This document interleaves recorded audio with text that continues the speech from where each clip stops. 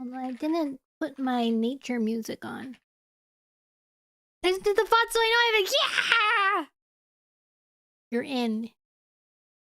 Nature sounds royalty free. No, not Italy. Royalty free. We got our goods. I love Italy. I used to use one that was like Italy feels, but I think I'm only doing the ones that specifically say retail free, royalty free in the titles.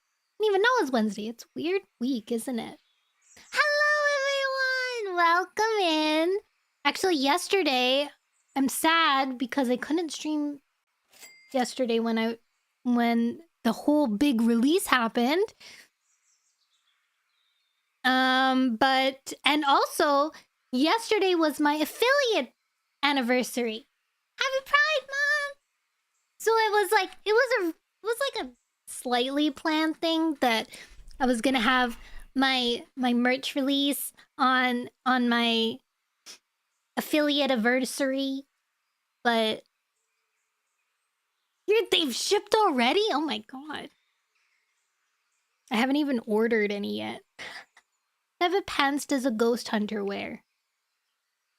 What kind of pants? Also, my voice is kind of weird today. Just paranormal jeans. That's really good. But yes, everyone, exciting, fantastical news. We finally have merch. We have merch. Here, let me see if I can bring some of the pictures up. Or like the web page at least. Window capture. That's my Steam. Aha! Here they are!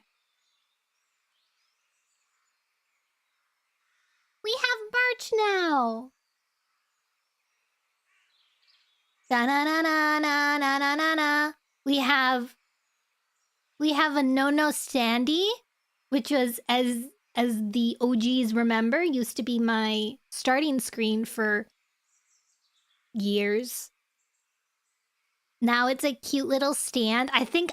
Honestly, I think that this is such a good idea for a standee because it's like a carousel ride. I haven't gotten it yet, but I really want it. We have birch now. We do. Did you know that they're gonna make a new Minecraft tree? And then we have our keychain. My special chibi keychain. Isn't it cute? Kawaii. And it comes with this. Some other keychains have like cute star stuffs. I haven't asked about it yet, but I think I will eventually. We have that. We'll never be able to see it in game. Why not? Are you colorblind? And then we have a pin. We have 2 pins. We have my emblem, my logo pin, and we also have Snicklefritz pin.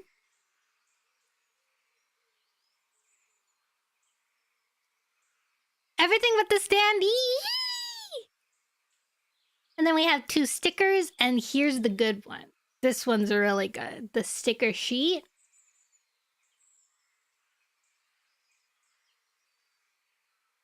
This is some good stuff.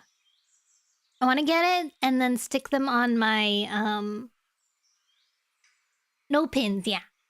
Stick them on like a water bottle or something. Water bottle. The holographic ones are kind of cool. The pins here, let me see. Do they have like examples of the pins? They're acrylic pins, so they're just like the keychains, but like smaller. They're not like the like embedded. Where is it? Pins. Oh yeah, they have these kinds of pins too, but oh my god, guys, look! It's on the list. So exciting. Oh, these are cute.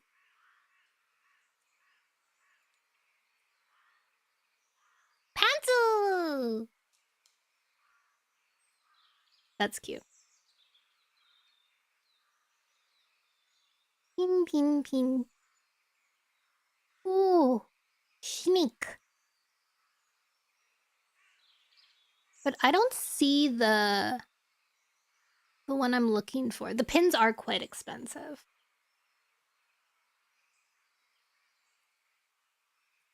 But yeah, we have merch now. We have merch now. Yay! So even through hard times, I'll stick with you.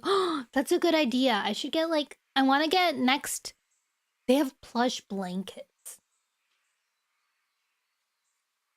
Thank you, Juice. Next drop, I want to do desk mat and a hoodie maybe. Gives Aura that her Halloween design would be her normal design, but fully plush. What's my Halloween design? And maybe a poster, like the same would be like a desk mat and a poster. Sweatshirts, hoodie. Do you guys prefer sweatshirts or hoodies?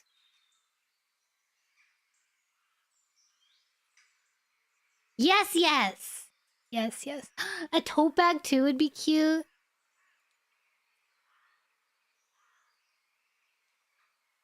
Juice box. Not juice. Some people do a model change for Halloween. Oh.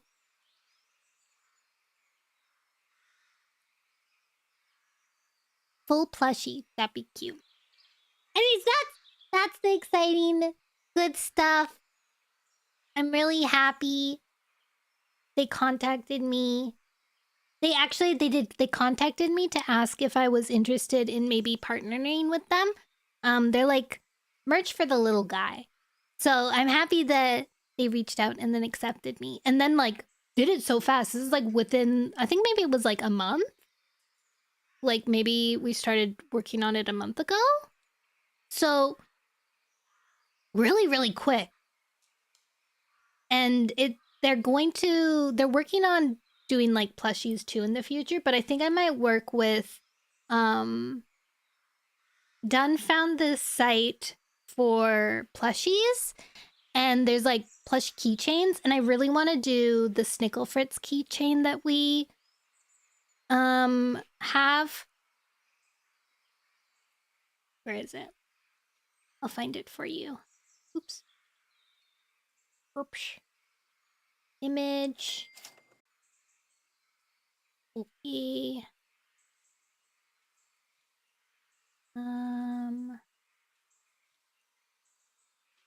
Now where's Snickle Fritz? There he is. This. I want to make an actual plush keychain that looks like this.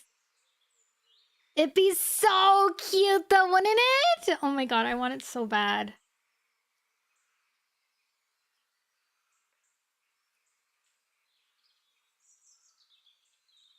Sneaky Fritz.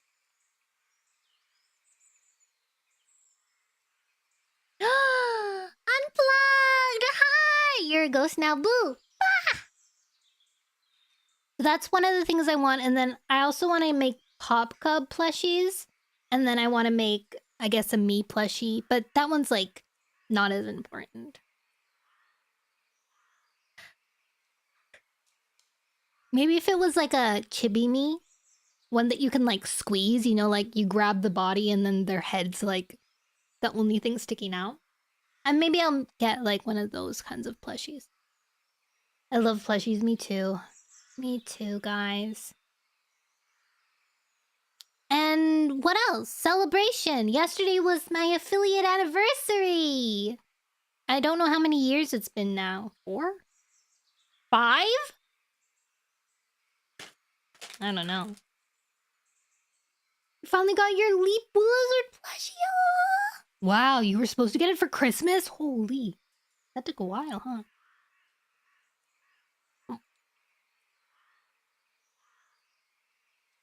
Yesterday I got a bunch of snacks. I'm eating hearty blend cookies.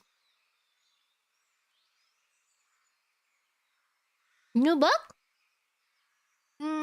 No, it's the same book. We started it 2 weeks ago, right? Mm.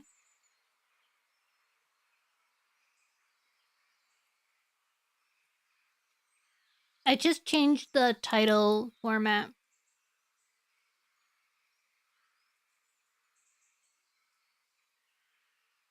Hi, Banny! Mwah. What you munchin'? A hearty blend cookie. You are. I want to eat your food. That'd be nice. Yum, yum, yum. You guys even hear the nature sounds? They're so quiet for me. How about that? Is that better? Do you want louder?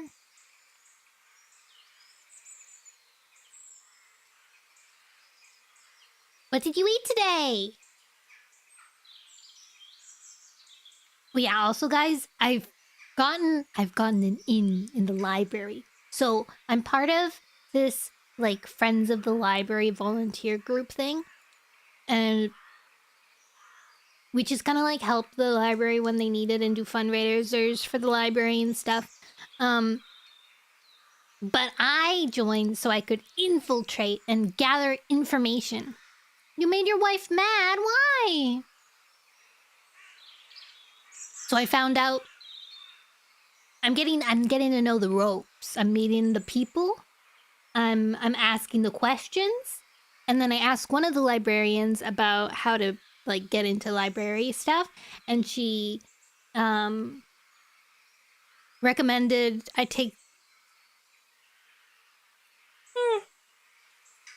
Yes, okay, the way that it works is that I have to have at least 2 out of 3 of the courses that they put on their site.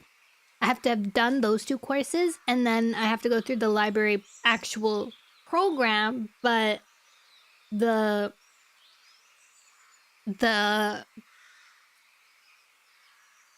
courses I can take, and then I can start working as like a part-time librarian, not like a fully fledged technician or anything, but that's for that. Because it's funny. Was she cute, mad? I am infiltrating. So the goal is now that I want to get a job in animal stuff, and then I can take these 2 library courses, and then I can apply for part-time library stuff. Because the thing is, like, even though you get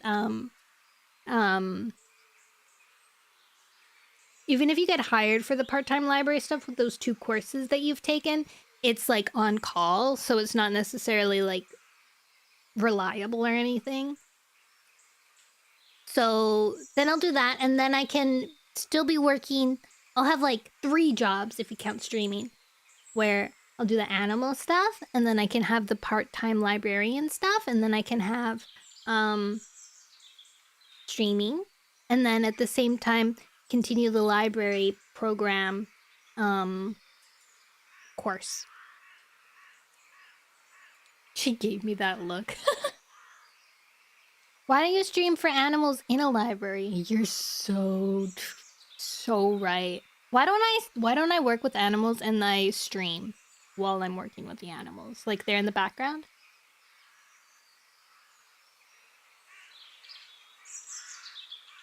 That's a good idea. I like it. I get it. I get it. Huge idea. My cat is not in the background, actually. My cats aren't allowed in my room during streaming because ever since the Rain World incident, my cats aren't allowed in my room when I'm streaming.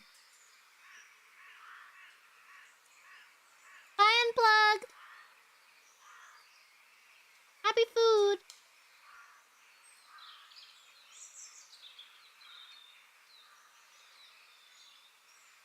Hi, Clover! Guys, were you here The Rain World incident? The Rain World incident was when I was in Endgame of Rain World and my cat came in the room and stepped on the power button. And technically, because I hadn't completed it, I was in the endgame. There was like 2 minutes left. I had to redo the ending part, and the ending part takes like, it's not that long, but it's like, it is tedious. So it added like an extra half an hour, and I was streaming so late, and everybody was so tired because they were staying up to watch me end it. Yeah, she wasn't. Now the cats aren't allowed in here, and now I always keep something on top of my power button on my PC so that if a cat does step on it, they won't be stepping directly on it. Oh.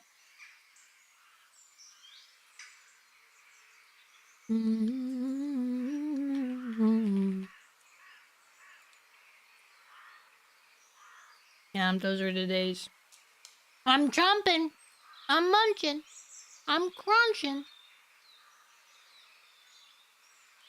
Oh my god, YouTube people! I'm getting subs on YouTube. And I forgot to switch. Okay, I remembered to switch now. Hi, YouTube! Sorry if I've been ignoring you.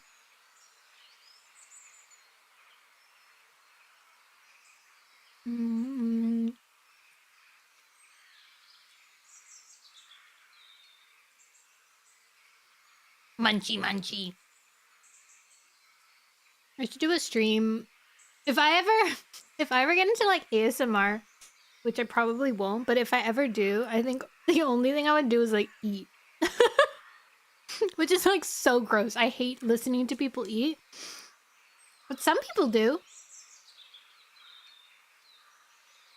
This could be like kind of like lewd, right? Gross. Ew!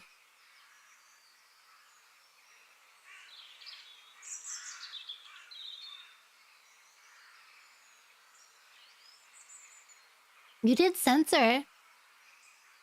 What's your updates? What are your massive updates? Time won't let us go. Oh, 34 months. I need to revisit the game. I haven't watched a playthrough in a while either. It's a long while. It's a long while. That's the day that Phil met me. And the day I started I was gonna say Overwatch. Outer Wilds. You just want someone to hit credits today? Aww. Beautiful. Do furries ever take the mask off in public? Yeah, if it's too hot. I think it depends on, like, their own identity of it, I guess. Like, some people are really into the bit. Like, they won't even talk. Because they're, like, their character doesn't have the same voice as them kind of deal. Are they bad without it? No.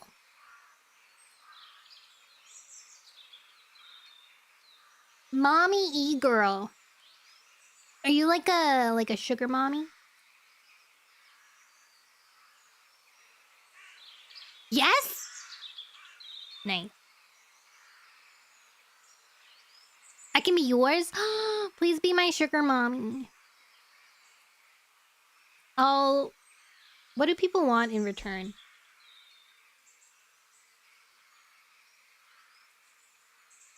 I do need a new chair. I need a new computer chair. I also kind of want a new keyboard, but I don't really need it. I was watching Hippo Tech, or the keyboard man. That's all you, gang.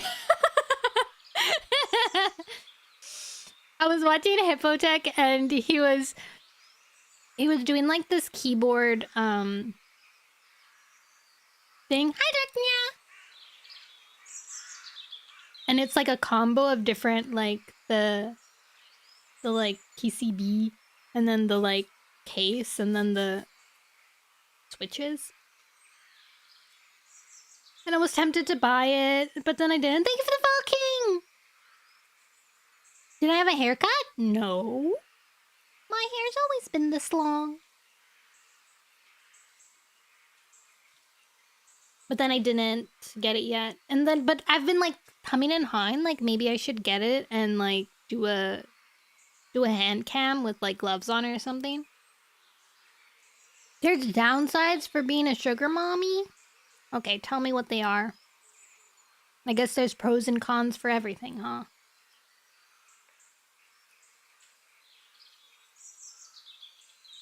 You don't be a good person to me. What? But we're through the internet, so that doesn't work. Virtual. We're virtual. And also, I'm always a good person. Good girl? Isn't it supposed to be the other way around? Shouldn't it be you call me good girl? I thought it was like that. You know? What if I call you Ma? Hey, Ma!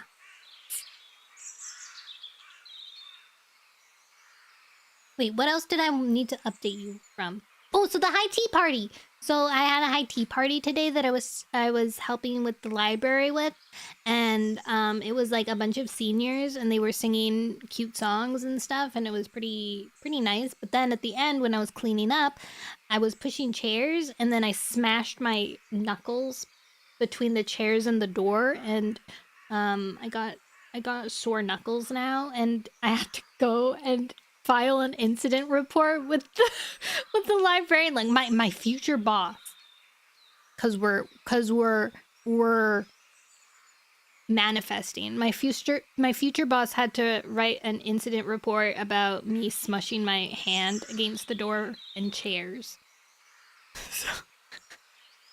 Yeah, senior citizens, old people. They were doing a choir. And they sung, and then they're like, and it was kind of nice because there was like 3 people that, like, between like sets of songs, there were 3 people that had written short stories, or one actually had a book, and they read excerpts from them. Old people. Old people.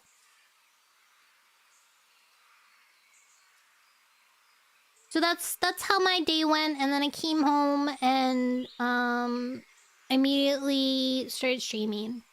That's where we are. What else news do I have?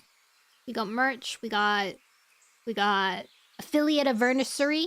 Hi, for snaps. We have potential. I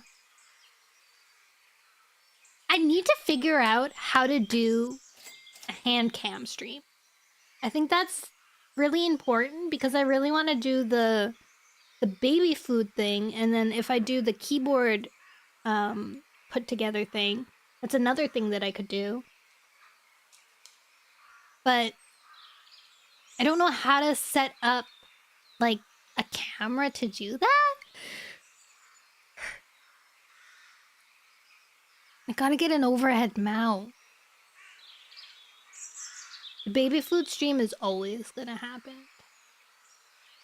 Oh, it's always lurking in the background. That was my 1,000 goal. My 1,000 sub goal. 3 years later, we will eat the baby food. I haven't forgotten. You know what I have to do still?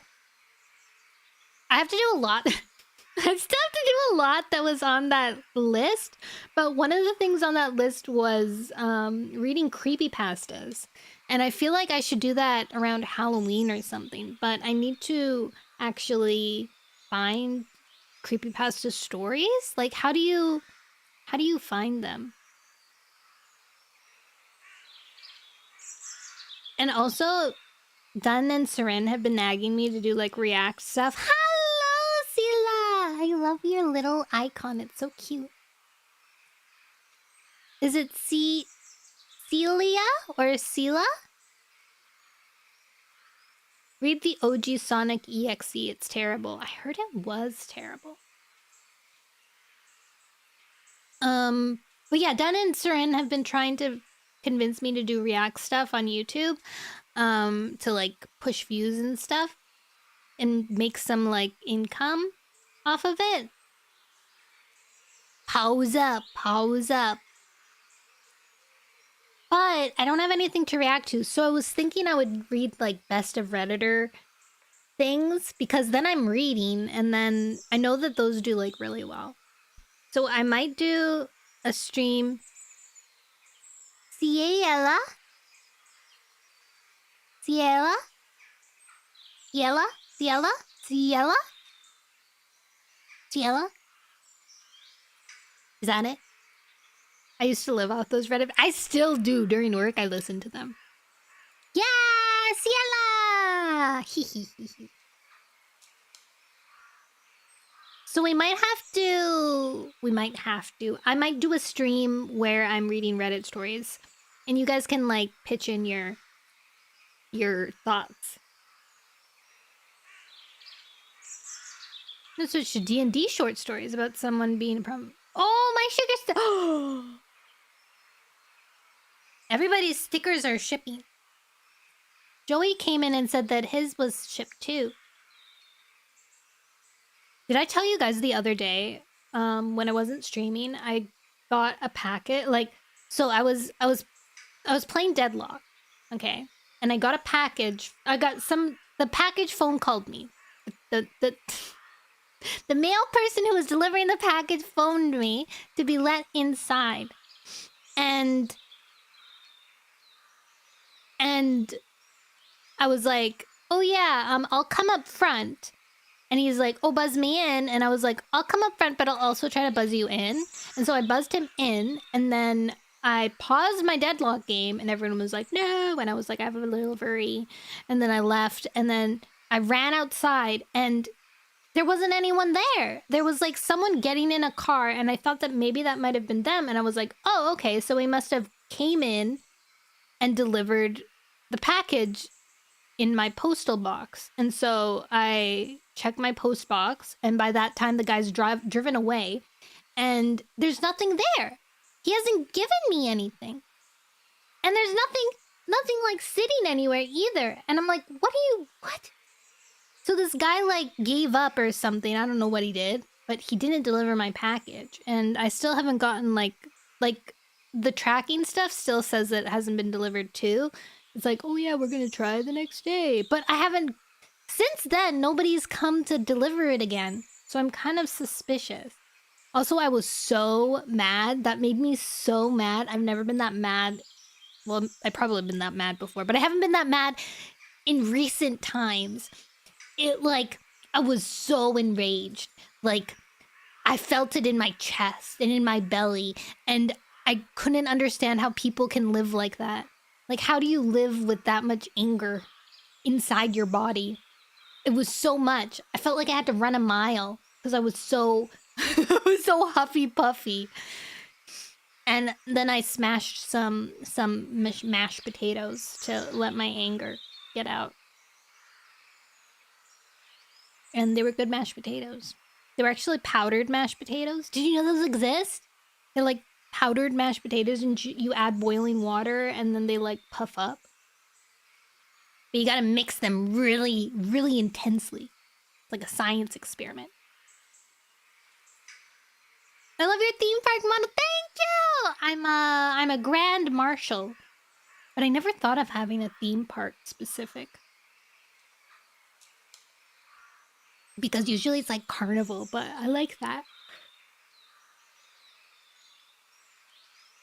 Next model, I'm in a giant mascot suit, and I take off my head. Like that's the... Actually, that's a pretty good idea. And then I have it like tucked under my arm. But then I can have a version where I have the mascot head on. Bokura flashback. We ride it down. Can you see my full model? Yes! Hold on, let me... Where the heck is V2?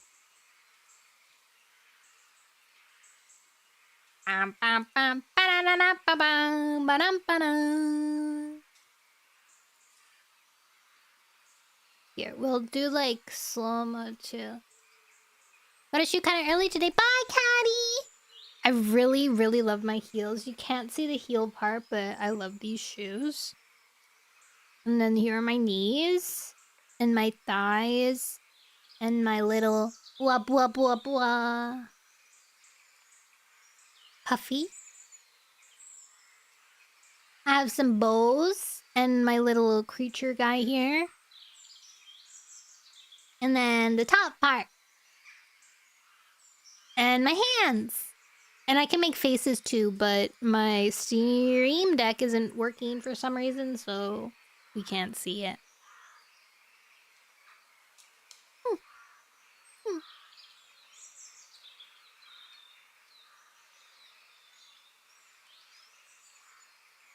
I can stick out my tongue. Bleh. And I can puff my cheek.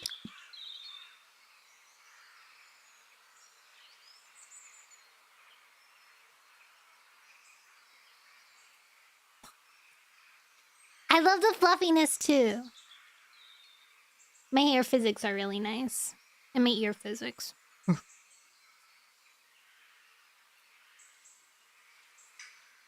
Fun carnival fact, she had to make the pop cup small and lower so he wouldn't take over the world.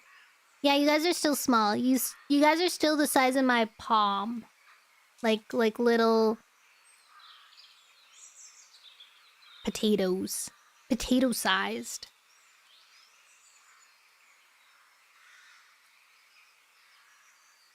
Okay. Okay. I think that's all the news that I have brought to you today. So if you're new here, on Wednesdays we read Warrior Cats. We are on the first book of the 6th series. And this is our 3rd session. So we are on chapter 10 already. Usually when I start reading, I do a summary of what happened previously. So if you missed it and you still want to listen, then I'm here to give you some context. Or if you were listening but you just forget what happened before, I'm here for context. All right. So previously we started. What did we? We started a new arc. We are with Alderpaw, who is Squirrelflight and Bramblestar's child. He has a sister named Sparkpaw, and he has 2 deceased siblings that died because they were weak. That is our death count. This is our death count right here. Do you see it? This right here. That's our death count. That's why we have 2 already. So Alderpaw is kind of like a nervous guy. His sister, Sparkpaw, is like really good at everything pretty much. Died because they are weak. It's true! And so the medicine cat's been got a prophecy, and it was like, oh, in the shadows, the sky will clear, or whatever. Look in the shadows, the sky will clear. Something along those lines. And all the medicine cats got that prophecy together, and they told the clans at the gathering, and they're like, hey guys, we got this new prophecy. It was given to us, so yeah, keep that open. Keep that open-minded. And Jayfeather and Leafpool, or actually it was Jayfeather. Jayfeather was the one who had seen there was like a little shadow lurking, and he kind of recognized it, and he realized later that shadow who was dreaming during the prophecy dream was Alderpaw. And so he went and he spoke to Alderpaw, and they decided, you know what? You're probably destined to be a medicine cat if you're having these dreams. And Alderpaw, who was doing really, really, really bad as a warrior, was like, okay, sure, I guess. And so he's now training to be a warrior. Not a warrior. Training to be a medicine cat instead of a warrior. And so he's trained to be a medicine cat, and he's kind of like, ooh, you can! Actually, I don't know if you can or not, but I have been doing it for the past like 3 years, so I do have the book though. And you can actually all the audiobooks of Warrior Cats is on YouTube, like the actual audiobooks. So if you wanted to listen to actual audiobooks, you could go on YouTube and listen to them. So I think it's pretty fine. And then what?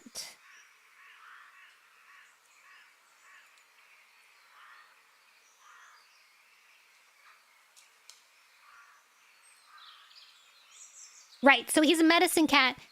He's a medicine cat apprentice now. He's doing pretty okay.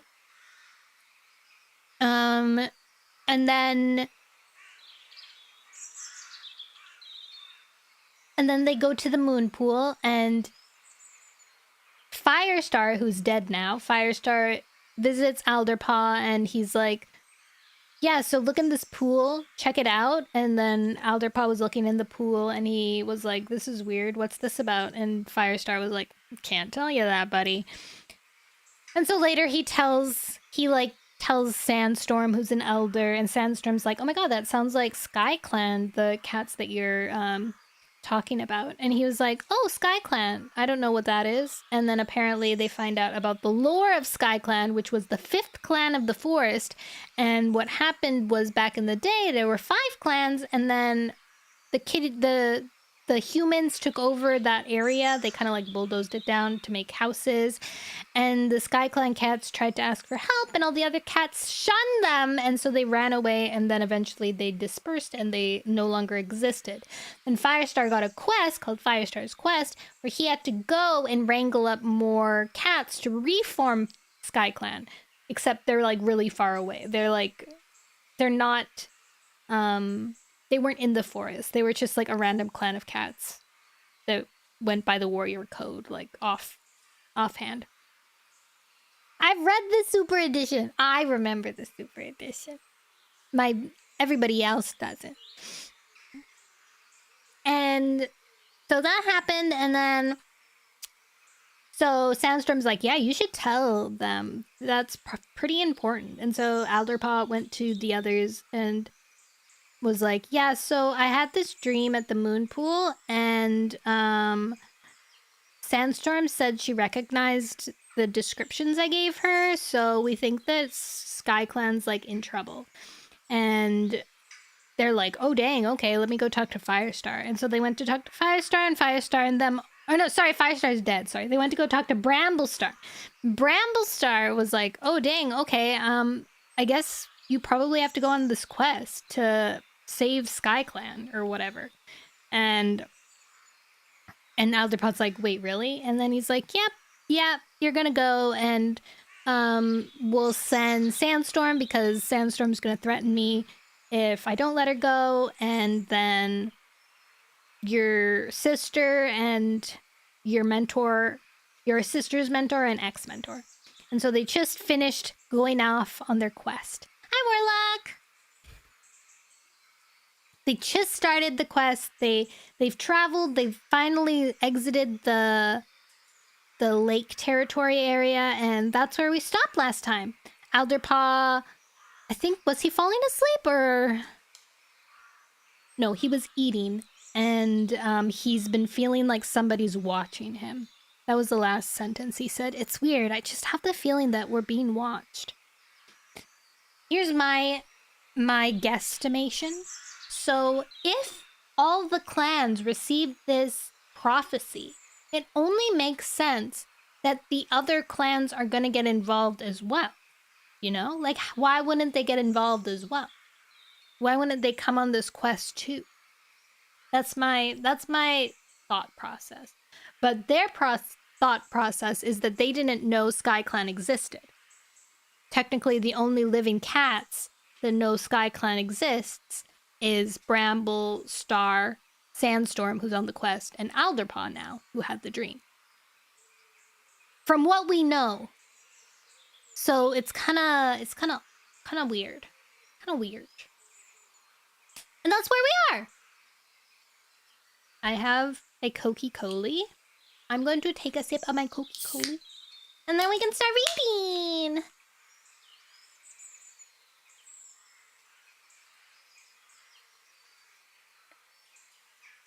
I almost choked. My first breath. I mean sip.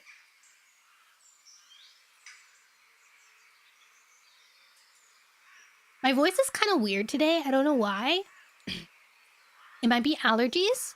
My allergies were so bad yesterday. Oh my gosh, guys, my eyes were like swollen. They were like shiny swollen. It was so bad. And that was just by walking home after work. Nasty stuff. Pretty nasty. Okay, chapter 10. Oh my god, wait, I have a sandwich in the fridge.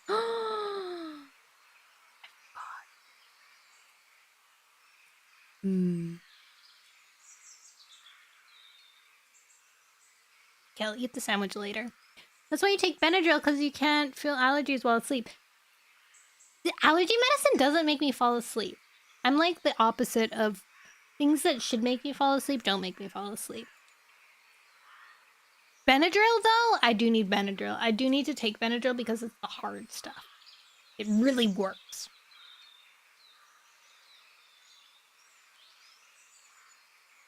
Okay, let's begin. As usual, I'll probably not be too chatty. Actually, I don't know. But I'll try to comment if you guys comment. And if there's a raid, I'll probably thank the raid. And if there's a follow, I'll thank the follow. But aside from that, I'm locking in. If my throat ends up 50 minutes in, we finally start reading. My throat starts like acting up. We might have to end a little bit early, but I think we're good. Thank you. Okay, chapter 10. Wait, I have a burp. I have a burp. Where is it? Where's my burp? Okay, I burped. The sun was going down, the sky a blaze of scarlet, as the cats plodded on through the trees. Alderpaw's belly was growling with hunger. He had felt so tense since Sun-High, moving further and further away from his home, that he hadn't realized the pain in his belly was because he hadn't eaten. It felt like days since they'd eaten the two-leg food. I think we ought to stop to hunt. Mole Whisker meowed. It'll be dark soon. Sandstorm looked undecided. We still need to get across the Thunder Path, she responded. Though I think we might need to cross first. And then hunt. Hydrate! Hydrating again.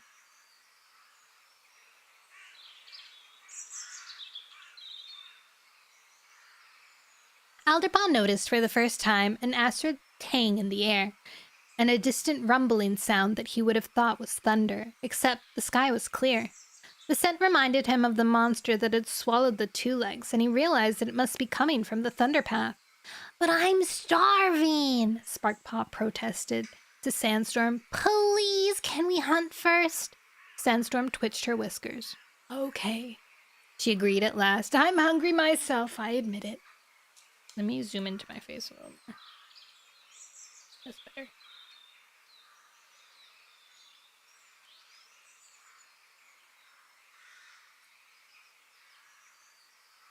Before she had finished speaking, Sparkpaw plunged into the undergrowth and emerged a few moments later with the limp body of a vole in her jaws. Good job, Sandstorm commented with a nod of approval. I don't know how she does it, Mole Whisker muttered. At the same time as he admired Sparkpaw's skill, Alderpaw tried to subdue his feelings of envy. It was harder when Mole Whisker turned to him and mewed. Do you want to hunt with me, Alderpaw? Yeah, sure. Alderpaw guessed that Mole Whisker didn't think he was capable of catching prey by himself. It's like being his apprentice again, he thought, as he followed his former mentor to a clump of thickly growing hazel bushes. Try the way I taught you before, Mole Whisker suggested. Concentrate on one small area at a time. That seemed to be working well for you. Not well enough, Alderpaw reflected, crouching down and focusing on the fallen leaves and twigs underneath the nearest hazel bush. Sniffing carefully, he caught the scent of mouse, and a moment later he spotted it almost hidden in a heap of dead leaves. Trying to remember everything he had learned when he was Mole Whisker's apprentice, Alderpaw crept forward. The mouse seemed unaware of him, scuffling about among the leaves. Then Alderpaw paused, his gaze flickering to a branch above his head. Do I have room to pounce? Will I touch the branch and alert the mouse? While he was hesitating, the mouse suddenly froze, then scuttled away. It would have escaped if Mole Whisker hadn't leaped for it and slapped it down with one paw. Try again, Mole Whisker suggested, clearly fed up with hunting with Alderpaw. I'm going to see if I can find a squirrel. He padded off, leaving the mouse for Alderpaw to collect. Alderpaw tried again, spotting a blackbird pecking at the grass at the edge of the hazel clump. He slipped into a hunter's crouch and began to creep up to it, determined that this time he wouldn't fail. He imagined himself trotting back to meet his clanmates with the bird clamped in his jaws. His paws began to shake with excitement as he drew closer. But then one of his forepaws slipped to one side and he lost balance. The blackbird flew off with a raucous cry. Foxtongue! Alderpaw hissed as he righted himself and realized that he had stumbled over a small hollow in the ground, screened by overhanging grass. That could have happened to any cat, he thought, trying to defend himself, then added wretchedly, but it had to happen to me. He glanced around to spot more prey, but all he saw was Mole Whisker dragging a squirrel along the ground between his forepaws. No luck, his former mentor asked sympathetically. Never mind, we can share this. Don't forget to pick up the mouse. When he returned to the spot where he had left his clanmates, Alderpaw saw that Sandstorm had caught a plump pigeon, while Cherryfall had 2 mice. Hey! Sparkpaw exclaimed as Mole Whisker and Alderpaw approached. You caught a mouse! No, I didn't, Alderpaw replied, dropping his prey. Mole Whisker caught it. He felt more useless than ever as he and his clanmates feasted on the prey. By the time they'd finished eating, the sun had gone down. The shadows were gathering under the trees. It's getting late, Sandstorm mewed. If we want to cross the Thunderpath tonight, we'd better get a move on. As they set out, Alderpaw felt his pelt start to prickle again with the sensation that they were being followed. Eyeing some thick undergrowth as they padded past, he was almost sure that something was watching them from deep inside. He wondered whether he should tell Sandstorm his suspicion. But when he tasted the air, he was so overwhelmed by his companion's scent that he couldn't make out anything strange. They just think I was imagining things, he told himself, trying to shrug off the feeling. Maybe I am. The roaring sound grew louder as the cats lopped on, and the acrid stench filled the air, drowning out the scents of the forest. Before they had traveled many fox lengths, the trees came to an end, and the cats emerged into a strip of grass that bordered the Thunderpath. Alderpaw stared at it, his heart pounding so hard that he thought it would break out of his chest. He had never seen anything so terrifying. Monsters were racing past in both directions, so close that the wind of their passing ruffled the cat's fur. As they ran, they let out weird, high-pitched noises, as if they were talking to one another. Most of them had 2 blazing eyes that cut through the darkness in front of them. Then Alderpaw spotted a monster that had only 1 eye. It looked even more dangerous than the others. A 1-eyed monster, Sparkpaw gasped, pressing close to Alderpaw, and for once sounding just as scared as he was. You have to be brave, Sandstorm meowed, her voice steady. We need to cross before it's completely dark. Come with me, and remember what I told you. No cat is to cross unless I give the word. Alderpaw took a deep breath and gathered up all his strength. He closed his eyes and called up the memory of the cats in his vision. I'm doing this for you. Full of resolve, he opened his eyes again. If we have to cross, then that's what we'll do. He followed Sandstorm and stood in a line with his clanmates at the very edge of the Thunderpath. He couldn't believe how close they were to the monsters as they whizzed by. Noise and wind and harsh scents buffeted him so that he hardly knew where he was. The monsters moved so quickly that he couldn't see their paws, just a blur of black as they raced by. Their roaring was so loud it hurt his ears, and their eyes were so bright that he couldn't bear to look at them. Don't worry, meowed Sandstorm, standing next to him. As long as we time our crossing right, the monsters won't get us. Alderpaw wanted to believe her. but he couldn't help noticing the fear in her voice and in her scent. There were no gaps between the monsters where the cats could safely cross. Alderpaw imagined himself squashed beneath those massive black paws, flattened onto the black surface of the thunder path. Then something flew out of one of the monsters. It glittered in the light from their eyes, headed straight for Mole Whisker. Sandstorm saw it too. "No!" she yowled, leaping at Mole Whisker and shoving him out of the way. Both cats lost their balance and fell over in a tangle of legs and tails, while the object smashed down on the edge of the thunder path and shattered into pieces. Jesus.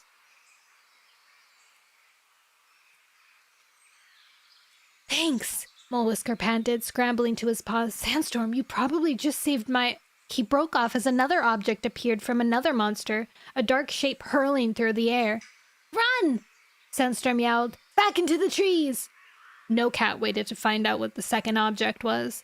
Alderpaw heard it thump to the ground behind him as he raced back into the woodland by Sparkpaw's side. At first, he was scared that they would lose one another in the gathering darkness, but after a moment, they all came together and huddled, trembling in the shelter of some ferns.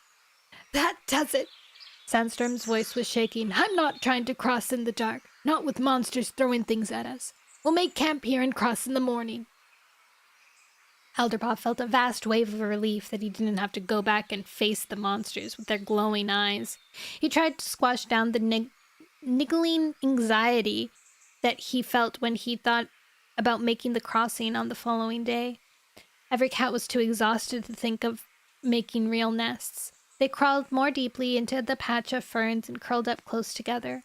Alderpaw was grateful for the comforting feel of his sister's fur pressed against him on one side, and Mole Whiskers on the other, but as sleep washed over him, his felt tingled with the certainty that he could still feel their mysterious followers' eyes. Sunlight slanting through the ferns woke Alderpaw the next morning. Scrambling up, he pushed his way out into the open to see Sandstorm grooming herself at the foot of a beech tree. There were no signs of the other clanmates. "It's so late," he gasped. "Why did you let me sleep? Where are the others?" "Keep your fur on," Sandstorm meowed, licking her paws and drawing it over her ear. "Only just after sunrise. The others have gone hunting."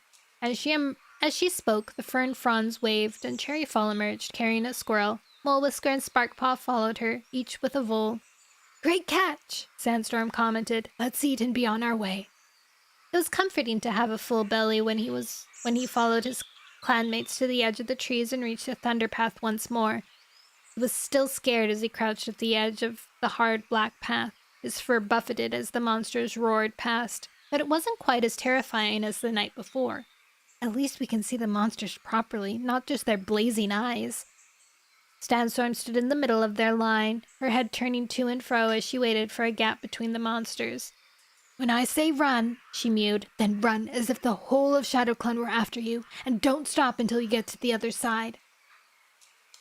It seemed a long time to Alderpaw before the roaring of monsters died away and the last of them dwindled into the distance. "Now!" Sandstorm exclaimed. "Run!" Alderpaw leaped forward in a massive bound, his paws barely touching the hard surface of the thunder path as he raced towards the trees on the other side, Sparkpaw keeping pace next to him. Then the roar of a monster burst upon Alderpaw's ears, and he heard Sandstorm shriek, "Faster!" Glancing over, Alderpaw saw the biggest monster yet bearing down on him, looming over him with its jaws gaping. All his instincts told him to freeze in terror, but Sparkpaw barreled into him, forcing him to keep running. The monster passed behind with a blast of wind, and Alderpaw collapsed, panting, on the grass at the far side of the thunder path. "Great StarClan, that was scary," Sparkpaw exclaimed. Alderpaw sat up, panting for breath. "Thanks, Sparkpaw, you saved—" His sister gave him a hard nudge. "Shut up, stupid furball." "We ought to get under cover," Mole Whisker suggested. "The monsters might start throwing things again." "Good idea," Sandstorm agreed. They trekked through the trees for the rest of the day, as clouds began to gather, casting gloom over the forest. Wind rustled the upper branches, and a few drops of rain splattered down. Towards evening, the sky cleared again, but the air remained chilly. Fluffing up his fur, Alderpaw wished he could look forward to his cozy nest in the Apprentice's den. At least I don't think we're being watched anymore. Maybe we lost the creature, whatever it was, back at the Thunderpath. Stupid furball! Eventually, they came to a hollow edged by thick holly bushes. There was a small pool of water at the bottom, and all the cats, sore-pawed by now, limped down the slope and lapped gratefully at the water. This is a good place as any to make camp. I'm making Sandstorm less and less old as we go.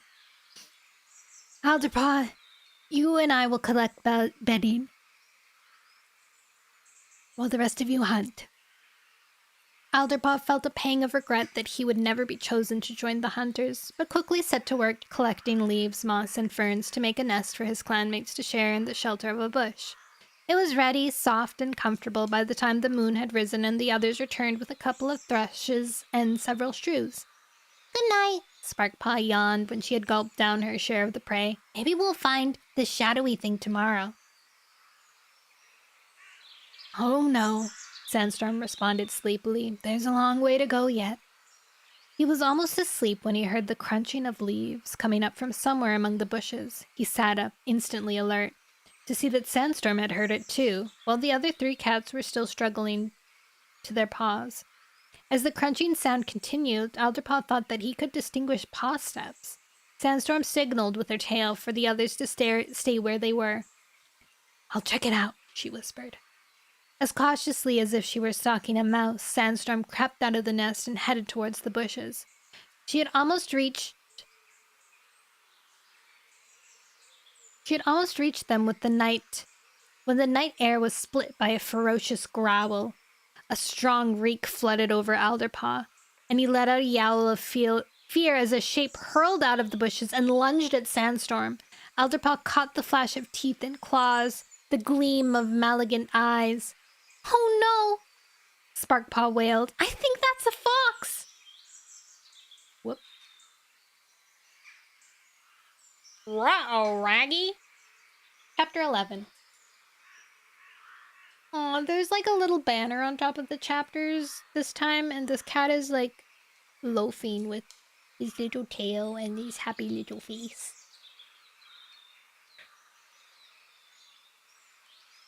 Chapter 11. Alderpaw couldn't believe how fast the fox was. He watched, stunned, as its wiry body leaped through the air and landed on Sandstorm, its pointed snout burying itself in her fur as its gnashing teeth sank into her shoulder. Sandstorm let out a shrill yowl of pain. Shaking off his shock, Alderpaw raced forward and flung himself on top of the fox. Snarling, it turned and reared up, throwing Alderpaw off its back. Free of its jaws, Sandstorm rolled away, looking dazed. Blood was pouring from the wound in her shoulder. Get out of this! Alderpaw called to her. It's too dangerous! You're hurt!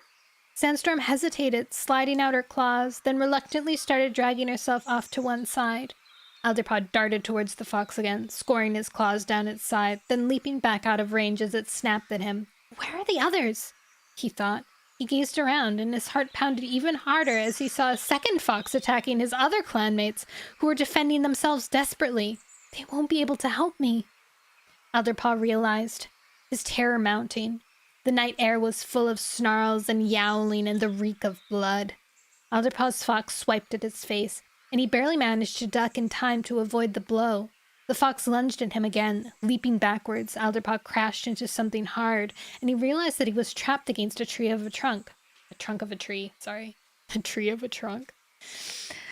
The fox growled, claws raking at the ground in front of it. Alderpaw tried to hiss at it in defiance, but the sound came out weak and unthreatening. I wouldn't even frighten a kit. Alderpaw braced himself as the fox crouched to spring, but before it could move, a high-pitched cry rang out. In the moonlight, Alderpaw saw a whirlwind of fur fly out of the bushes and land right on the fox's back. The fox let out a fearsome screech and thrashed back and forth, trying to dislodge the ball of fur from its back, but the furball had dug its claws in and managed to cling on. It's a she-cat, Alderpaw realized. Great StarClan, she's brave, but she's no match for a fox. There was no time to wonder who the strange cat was. Throwing himself back into the fight, Alderpaw tried to get his claws into the fox's throat, but his grip gave way as it shook its head violently. Then he realized that Sparkpaw had joined him, fighting fiercely by his side, slashing at the fox's shoulder, then darting back out of the range.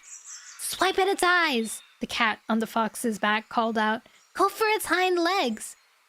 The cat on the fox's back reminds me of, like, Cat in the Hat kind of rhymes. Big dog, small dog, the big blue dog in the big blue house.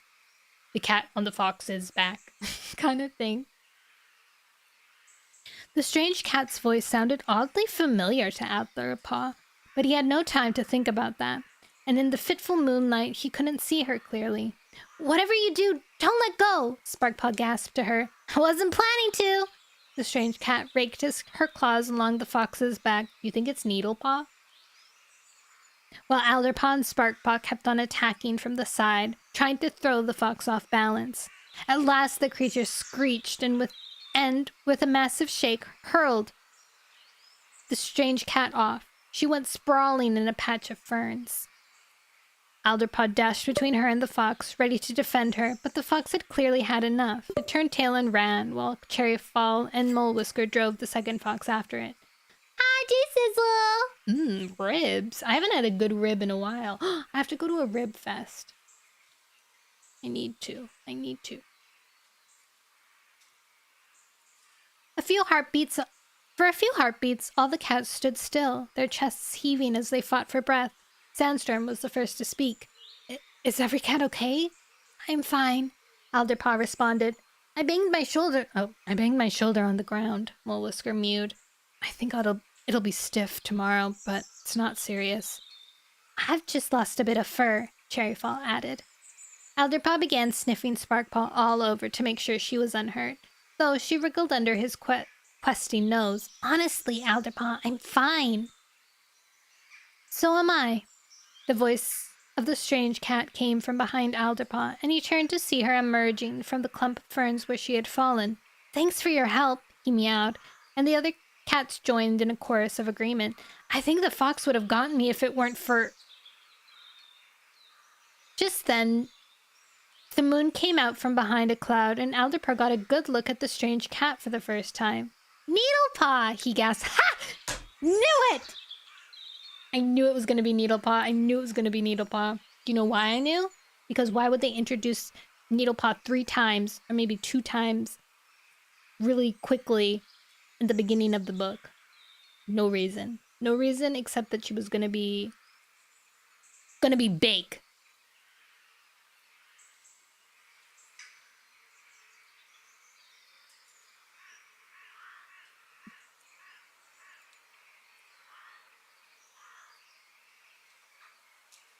"Needlepaw!" he gasped. "What are you doing here?" Needlepaw strolled into the midst of the group of cats and gazed around at them calmly. "I'm saving you from foxes," she replied. "But aren't you a ShadowClan apprentice?" Cherryfall asked. "Where's your mentor? What are you doing so far from home?" Clearly annoyed at being questioned, Needlepaw gave a defiant flick of her tail. "I was exploring on WindClan territory when I saw you all headed..." "What do you mean you were exploring on WindClan territory?" "When I saw you all heading out," she replied, "I was sure it had something to do with the prophecy, so I followed you."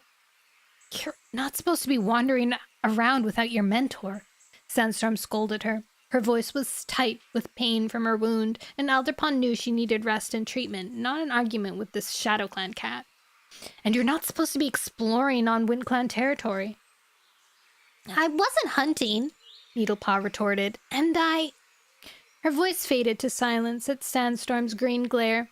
"You're certainly not supposed to leave clan territory by yourself without permission from your clan leader," Sandstorm went on. "Don't you realize how dangerous it is being out here alone? You're gonna be in a lot of trouble with Rowan Star when you get back." Needlepaw returned her glare defiantly, but kept her jaws clamped shut. "Did you really follow us across the Thunderpath?" Mole Whisker asked her curiously. "It's very dangerous." "Of course I did." Needlepaw's voice was scornful. "Thunderpaths are no big deal. I'm not afraid of monsters." Alderpaw wondered whether she really meant that, or whether she was just saying it to make herself look tough. Thunderpaths are terrifying. Then you're a mouse brain, Mole Whisker told her caustically. Caustically? I can take care of myself, Needlepaw retorted, which is more than I can say for the rest of you. Obviously you need my help. I just saved you. You maybe help save us, Sparkpaw pointed out, her tail tip flicking to and fro in an irritation. But you only helped. Needlepaw ignored her. I'm coming with you now, she announced. Cherryfall and Mole Whisker exchanged an incredulous glance. No way, Cherryfall exclaimed. Exactly, Sandstorm's voice was brisk. You should go back to your own territory. I'm staying, and you can't stop me, Needlepaw meowed, quite undeterred. I know you're going to look for the thing in the shadows that the prophecy spoke about, and there's no way I'm going to let you find it just for ThunderClan. Who's to say ShadowClan can't have some of that destiny too? It did say the shadows will help, or whatever. Her gaze traveled around the group of cats, and her voice grew urgent. Alderpaw sensed that her desperation was about more than seeking what lies in the shadows.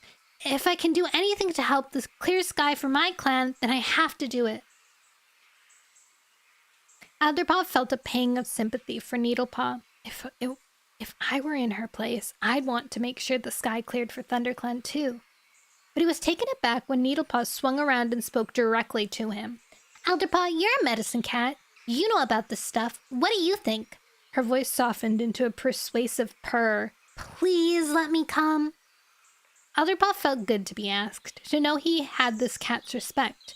He knew he shouldn't like Needlepaw as much as he did. She's from another clan, and she breaks rules all the time, and she's rude about senior warriors. But she's fun and different, and she's really good at hunting and fighting, and she always says exactly what she thinks. Night-night,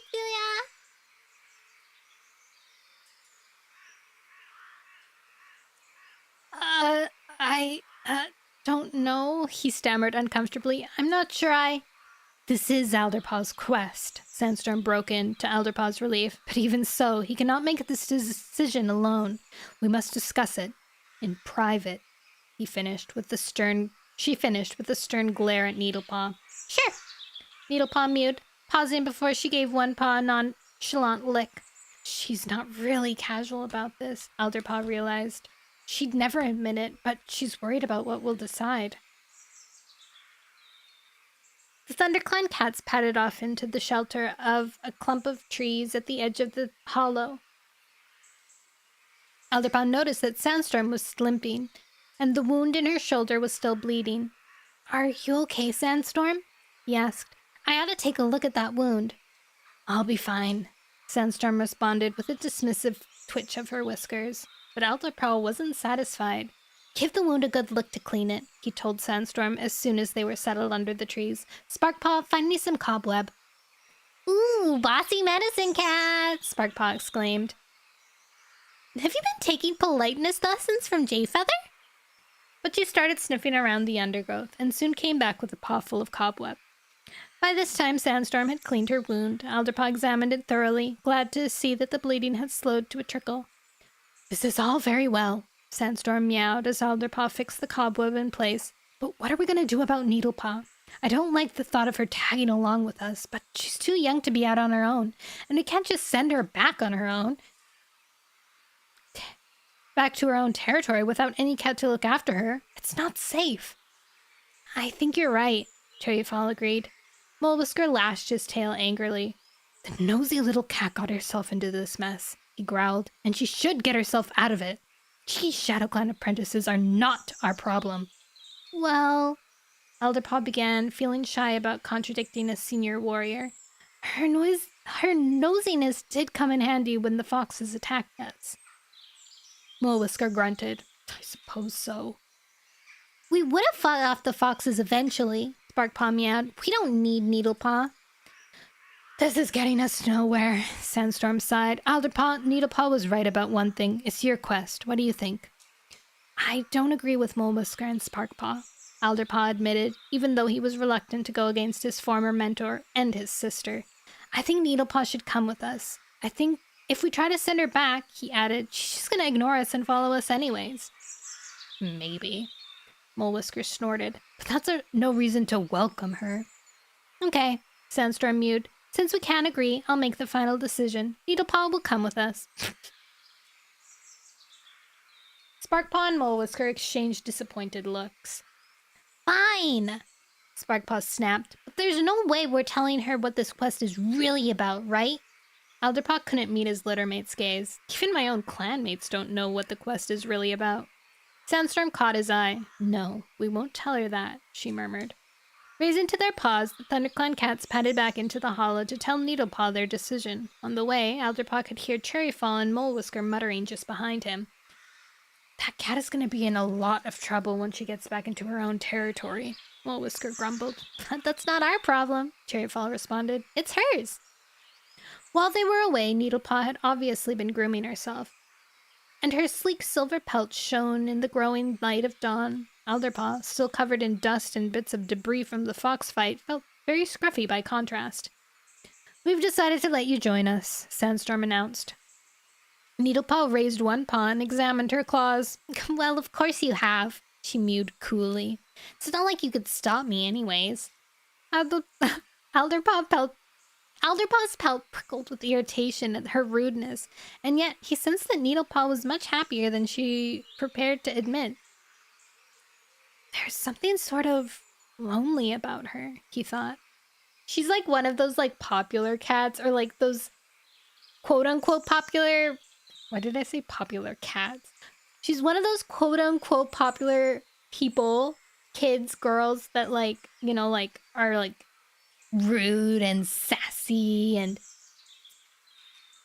acts like they don't care, but just to hide their like crumbling self-image. Pretends that everyone likes her because nobody likes her.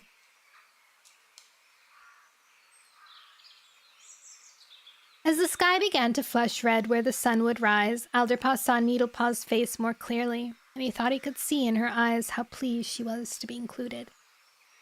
Chapter 12. Sandstorm, Alderpaw meowed. Now that the sun is up, I want to have a better look at your shoulder. The older she-cat sighed. I was expecting you to say that. She stayed still while Alderpaw peeled off the cobweb he had applied the night before. A small amount of blood was still oozing from the wound. What can we do to help? Sparkpaw asked, peering anxiously over his shoulder. Hi, Lord Bennett! Comfrey root, he replied. Cherryfall, Mole Whisker, could you go and find some? It has large, long leaves. The root is black, and it has a tangy smell. The stuff you put on my pad, right? Cherryfall asked. I know exactly what to look for. Come on, Mole Whisker. Honestly, it's not that serious, Sandstorm protested as the two warriors disappeared into the undergrowth. I'll be fine. You still need to let me treat the wound, Alderpaw responded. It's important. It felt weird to be telling an elder what to do, and he was glad when Sandstorm gave a reluctant nod. Meanwhile, give it another good lick, Alderpaw added. Then it'll be ready for the poultice. I've always pronounced it. Okay, I'm gonna look up how you actually pronounce this because I feel like I've been pronouncing this wrong for like 2 years. Oops. No, I don't want AI. Poultice. Okay, I've been pronouncing it wrong. Poultice. The sun has not risen much further up the sky by the time Cherryfall and Mole Whisker returned, carrying plenty of comfrey. Alderpaw was set to work at once, chewing up the root, and once it was fine enough paste, he applied it to Sandstorm's wound. Sandstorm relaxed, letting out a long sigh as the juices sank in. Thank you for the follow, Lord Bennett! That feels so much better, she murmured. How'd the rest of you? Alderpaw meowed.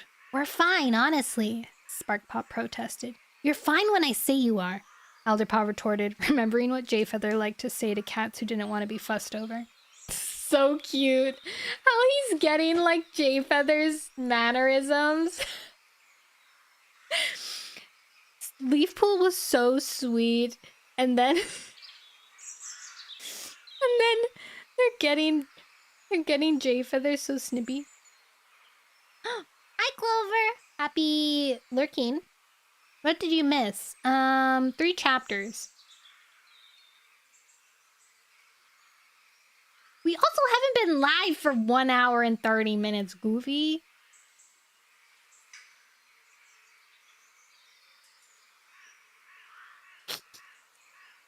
Sparkpaw twitched her whiskers but stood still while Alderpaw examined her. In the clear light of morning, he spotted a scratch on her foreleg that he had missed the night before, and he patted some of the comfy poultice on it. Poultice, right? Poultice. I was not being literal.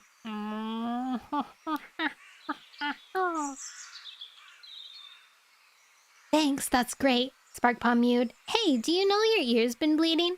Alderpaw hadn't realized his ear was stinging, distracted first by the stress of the fight, and then by the discussion about Needlepaw and the need to treat his clanmates.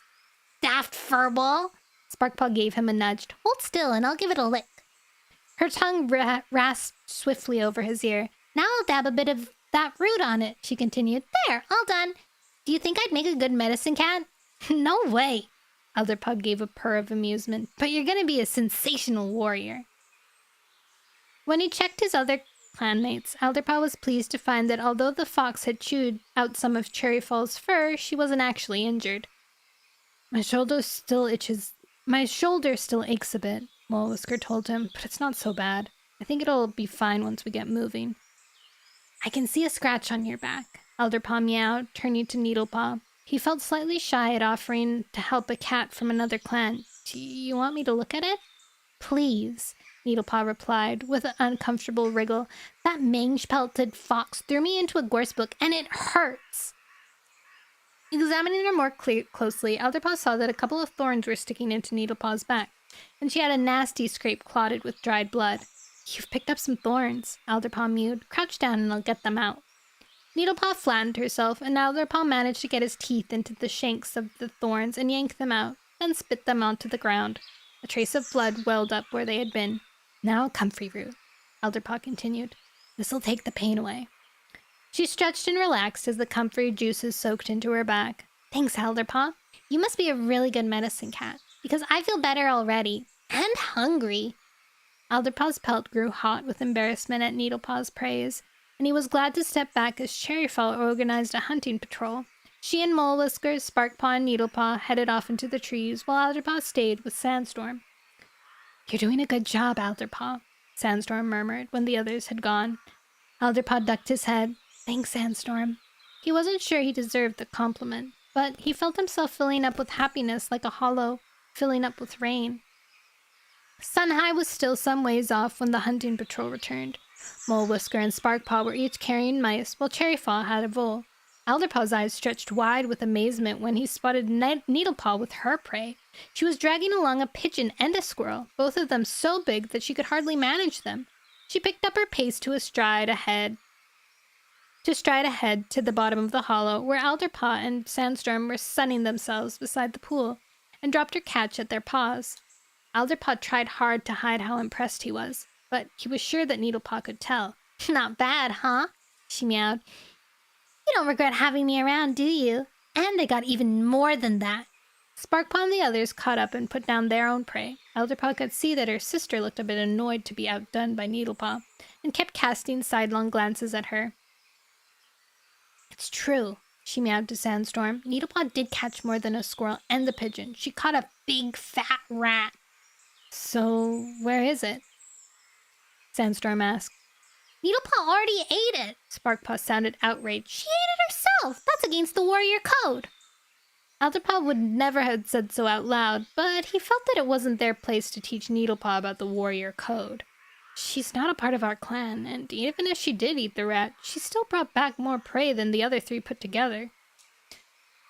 Let's all just eat and relax a bit, Sandstorm responded to Sparkpaw. Her voice sounded weary. We've had an exhausting time, and we could all do with a good meal and some rest. Sparkpaw said no more, though she ruffled up her fur indignantly and glared at Needlepaw, who seemed quite untroubled by her complaints. Let's eat, Needlepaw mewed. Come on, Alderpaw, you can share my squirrel. Sharp pangs of hunger were clawing through Alderpaw's belly, and every mouthful of squirrel seemed like the best prey he had ever tasted. But as he sat up again and used one paw to clean his whiskers, he noticed that his sister had disappeared. "Where's Sparkpaw?" he asked, an uneasy feeling prickling in his pads. Suppose those foxes come back. But then there would have been a fight. She wouldn't just vanish. The thunderclad cat scattered around the hollow, looking for Sparkpaw, crying out her name. There was no response, but then Sandstorm called to them from a bush where she and Alderpaw had made a nest the night before. "She's here!" Alderpaw bounded up to see his sister cozily curled up among the ferns, her tail wrapped over her nose. She was snoring softly. "Should we wake her up?" Cherryfall asked as his clanmates clustered around. "I think she's got the right idea," Mulwhisker commented, stretching his jaws into an enormous yawn. "Yes, let's let her sleep," Sandstorm agreed. "In fact, I think we should all sleep for a while." Alderpaw thought that Sandstorm looked particularly exhausted. Though he said nothing, he was beginning to realize that this journey, especially with her injury, was taking more out of her than she was willing to admit. "Who will keep watch?" he asked as the others were settling down in the nest. "We know there's foxes around." "Hi, Laggy." Azerbaijan. Yeah, I think Sandstorm's gonna... I mean, she's already old. I think either she's gonna die or she's gonna stay with SkyClan. Whatever happens in SkyClan.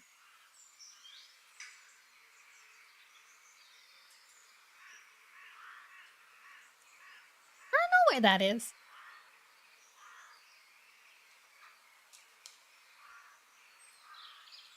I should volunteer, he thought, trying to ignore the weariness weighing down his limbs. This is my quest, after all. We wouldn't be on this trip if it weren't for my vision, and even though I didn't ask for it, I'm responsible for them all. I'll do it. Needlepaw, who had taken no part in the search, strolled up from the pool, licking drops of water off her whiskers. I don't need much sleep anyways, and now that my belly's full, I could go on for days. Thanking Needlepaw, Alderpaw curled up in the nest and closed his eyes with a sigh of relief. But instead of sinking into a refreshing sleep, he found himself standing on a bleak moorland hillside with tendrils of white mist wreathing around him. The sky glittered with stars, and somewhere in the distance shrieks of distress split the silence of the night. His pelt tingled with fear. Alderpaw padded in the direction of the cries. Dark shapes began to appear through the mist, and as he drew closer, he realized they were cats, standing in a circle and crying out their anguish to the stars. "Help us! Oh, help us!" Alderpaw's chest heaved and his breath came faster. He felt the cat's suffering as if it were his own. I know these cats. He recognized Leaf Star, the SkyClan leader from his previous vision, and the big ginger Tom, her deputy, Sharpclaw. Farther around the circle there was the small silver tabby Echo Song, the clan medicine cat, and beside her was the young black and white cat he had seen made into a warrior. And there were many, many more, all raising their voices in fear and pain. "Help us! Help us!" "I'm here!" Alderpaw gasped out, bounding forward until he stood just outside the circle. "I'll help you! Tell me what to do!" But the cats seemed not to hear him. Not even Echo Song turned in his direction. Their terrible wailing continued as if they had no idea he was there. "I'm doing my best!" Alderpaw tried to draw closer still, but something held him back from touching any cat or entering their circle. "Look, I'm here! I'll do anything you need me to do!" Still, the cats couldn't hear him. Their cries grew more and more frantic until, with a jolt, Alderpaw woke. For a couple of heartbeats he lay trembling among the moss and ferns. Another vision. What did it mean? He wondered. Those cats must really be in trouble. As he sat up, Alderpaw realized that his clanmates had vanished. Scrambling out of his nest, he spotted them lounging by the pool, nibbling on the leftover fresh kill. The sun had dipped low over the trees, filling the hollow with golden light. Alderpaw dashed down to join them. "We need to get moving as soon as we can," he exclaimed. Cherryfall blinked lazily at him. "What's the rush?" she asked. "It's not like the place you saw is gonna disappear."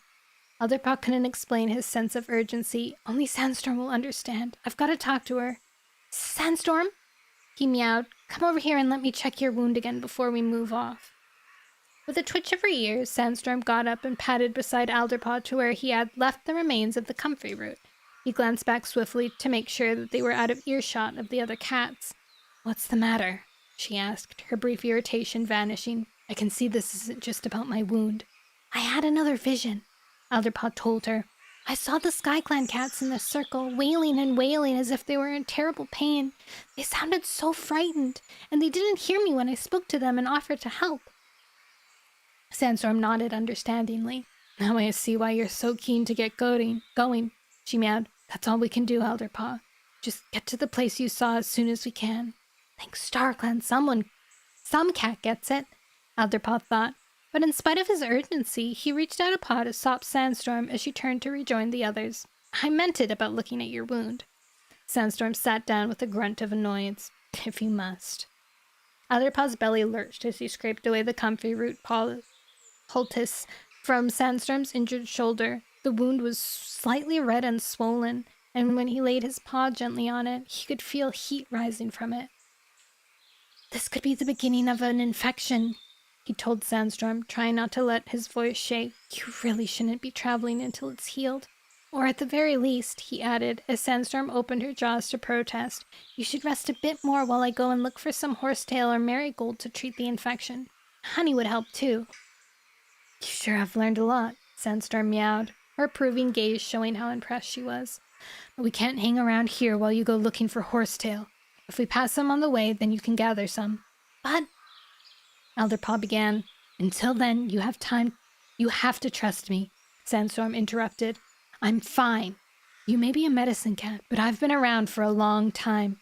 I've had a lot of wounds in my day, and this one isn't so bad." Briefly, she touched Alderpaw's shoulder with her tail tip.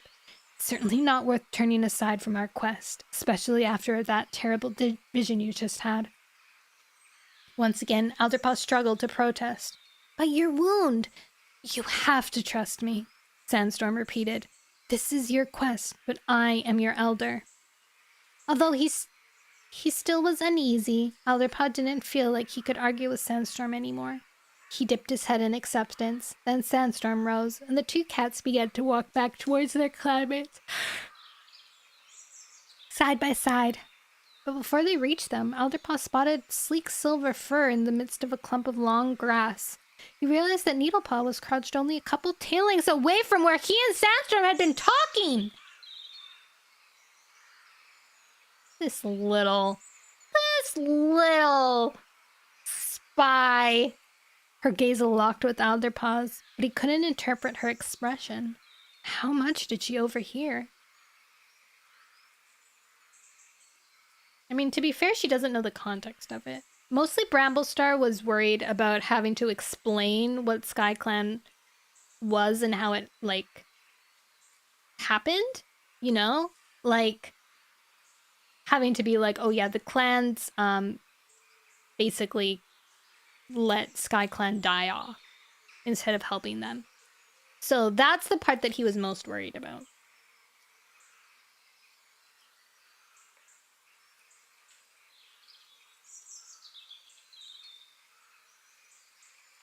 Chapter 13.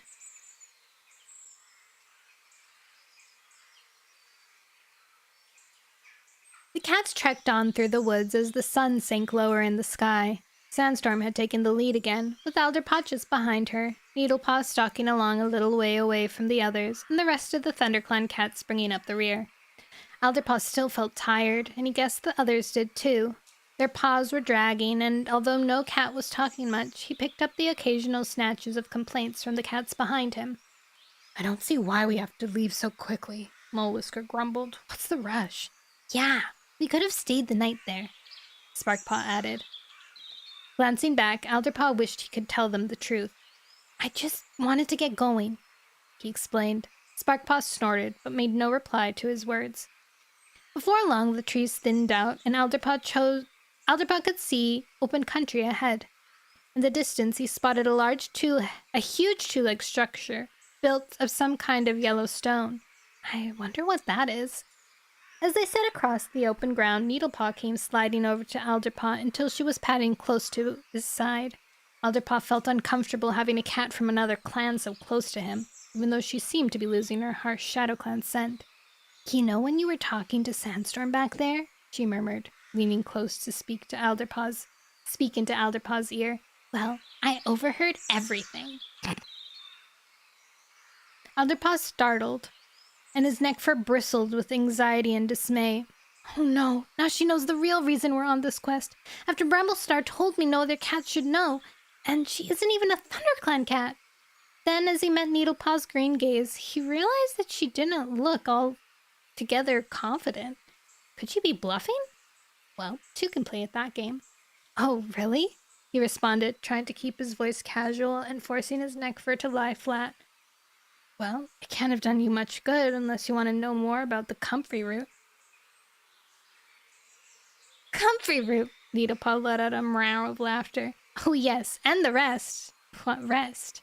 Alderpaw asked. It's not like we were discussing anything important. Needlepaw cast a quick glance around to make sure they were out of earshot of the other cats. It wouldn't have been anything about your vision, would it? What are you meowing about? Alderpaw was getting flustered, wondering how much Needlepaw had worked out for herself, and how much she could only have learned if she had heard the whole of his conversation with Sandstorm. If you must know, we were talking about cats who might need our help. How noble of you, Needlepaw purred. Which cats would they be? Well, any cats. I'm a medicine cat. Helping is what I do. Needlepaw twitched her whiskers thoughtfully. Cats who need help. And your vision. And this quest for what will clear the sky. It's all starting to add up, isn't it? Alderpaw felt cold from ears to tail tip. Guiltily, he realized if Needlepaw was only pretending to have overheard, he'd given away more than he should have. However much she knows, he thought with a shiver, it's enough to cause a problem. And that gives her powers. Power. She'll have to stay with us now, whether we want her or not. Hey, look at that! Cherry Fall's mew cut into Alderpaw's thoughts. He looked up and ahead and saw that the group was now very close to the big yellow two-leg den he had seen in the distance. Let's go explore it! What is a big yellow two-leg den? Sparkpaw suggested with a bounce of excitement. Molewhisker shook his head. It's a two-leg thing. It's better to stay away from two legs. I'm guessing that it's a barn like the one in the horse place, Sandstorm told them. This must be a farm. Look, you can see more two-leg dens just beyond it. My advice would be to keep well away from it. Alderpaw agreed, but before the cats had gone much further, their path was blocked by a tall fence. It was made of interlinked tendrils of some harsh, shiny stuff, topped with fearsome-looking spikes. Now what do we do? Cherryfall asked, dismayed. The fence stretched into the distance on either side. Alderpaw realized it would take far too long to go around it.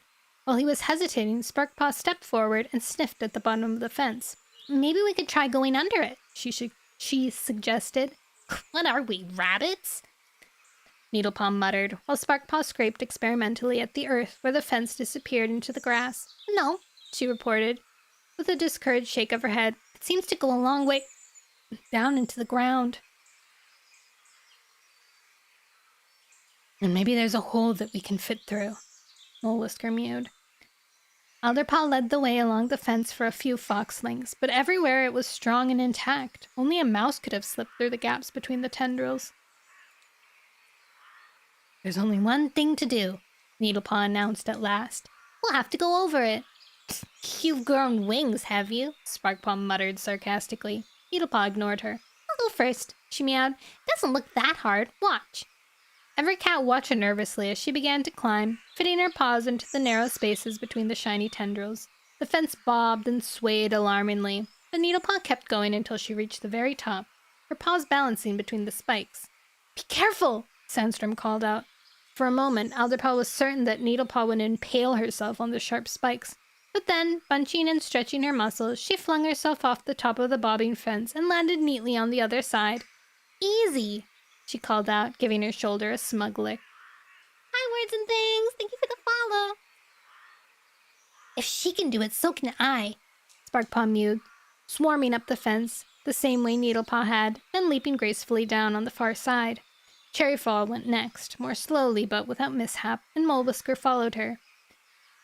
And now your turn, Alderpaw, Sandstorm told him. I'll go last. Alderpaw's belly squirmed as he approached the fence. He tried not to think of the spikes tearing into him, or of looking like a fool in front of his clanmates. Needlepaw. He began to begin, he climbed slowly, but he made himself think of the cats in his vision, crying out in anguish and far more terrified than he was now. I have to do this. They need me. More determined, he managed to pick up the pace, and he found it wasn't as hard as it looked to haul himself upward with his paws slotting into narrow gaps. The only really frightening moment was when he clung to the top of the swaying fence. For a moment, his belly felt queasy, then he launched himself into the air and thumped down beside his sister. I did it! Sandstorm had already begun to climb. She made it quickly to the top, but clinging between the spikes, she hesitated. Her paws slipped, and she fell, crashing down on the ground and rolling over. Sandstorm! Molewhisker's yowl was full of panic as he lurched forward, dropping to his belly to stop her momentum. The older cat fell against him and then lay still, panting. Alderpaw rushed over to her, with his other clanmates hard on his paws. Are you okay? He asked anxiously. Sandstorm sat up. I'm fine, she rasped, as if for a moment she had trouble breathing. I just felt like being a bird. Well, don't try it again, Alderpaw responded. Sandstorm rested for a little while, and then the cat set out again, still heading for the big two-legged den. Walking beside Sandstorm, Alderpaw noticed that her wound looked bigger, and drops of blood were oozing out of it. Did you catch your shoulder on one of the spikes? He asked her. Sandstorm shrugged. I might have scraped it. Don't fuss, Alderpaw. It's fine. If you want to worry, she added, you might worry about that enormous beast up ahead. Thank you for the follow explosive! Alderpaw had been so concerned about Sandstorm that he hadn't noticed what lay in front of them. Now he looked up to see that the other cats had stopped and were uneasily eyeing a huge creature that stood a few fox lengths away. Even Needlepaw looked scared. It was smaller than the horses Alderpaw had seen as they left the clan territory, but still big enough to be frightening. Its lumpy body was covered in black and white fur. Its legs were spindly with hard, sharp paws. Its tail, ending in a tuft of hair, swung to and fro. Enormous eyes in a square face gazed expressionlessly at the cats.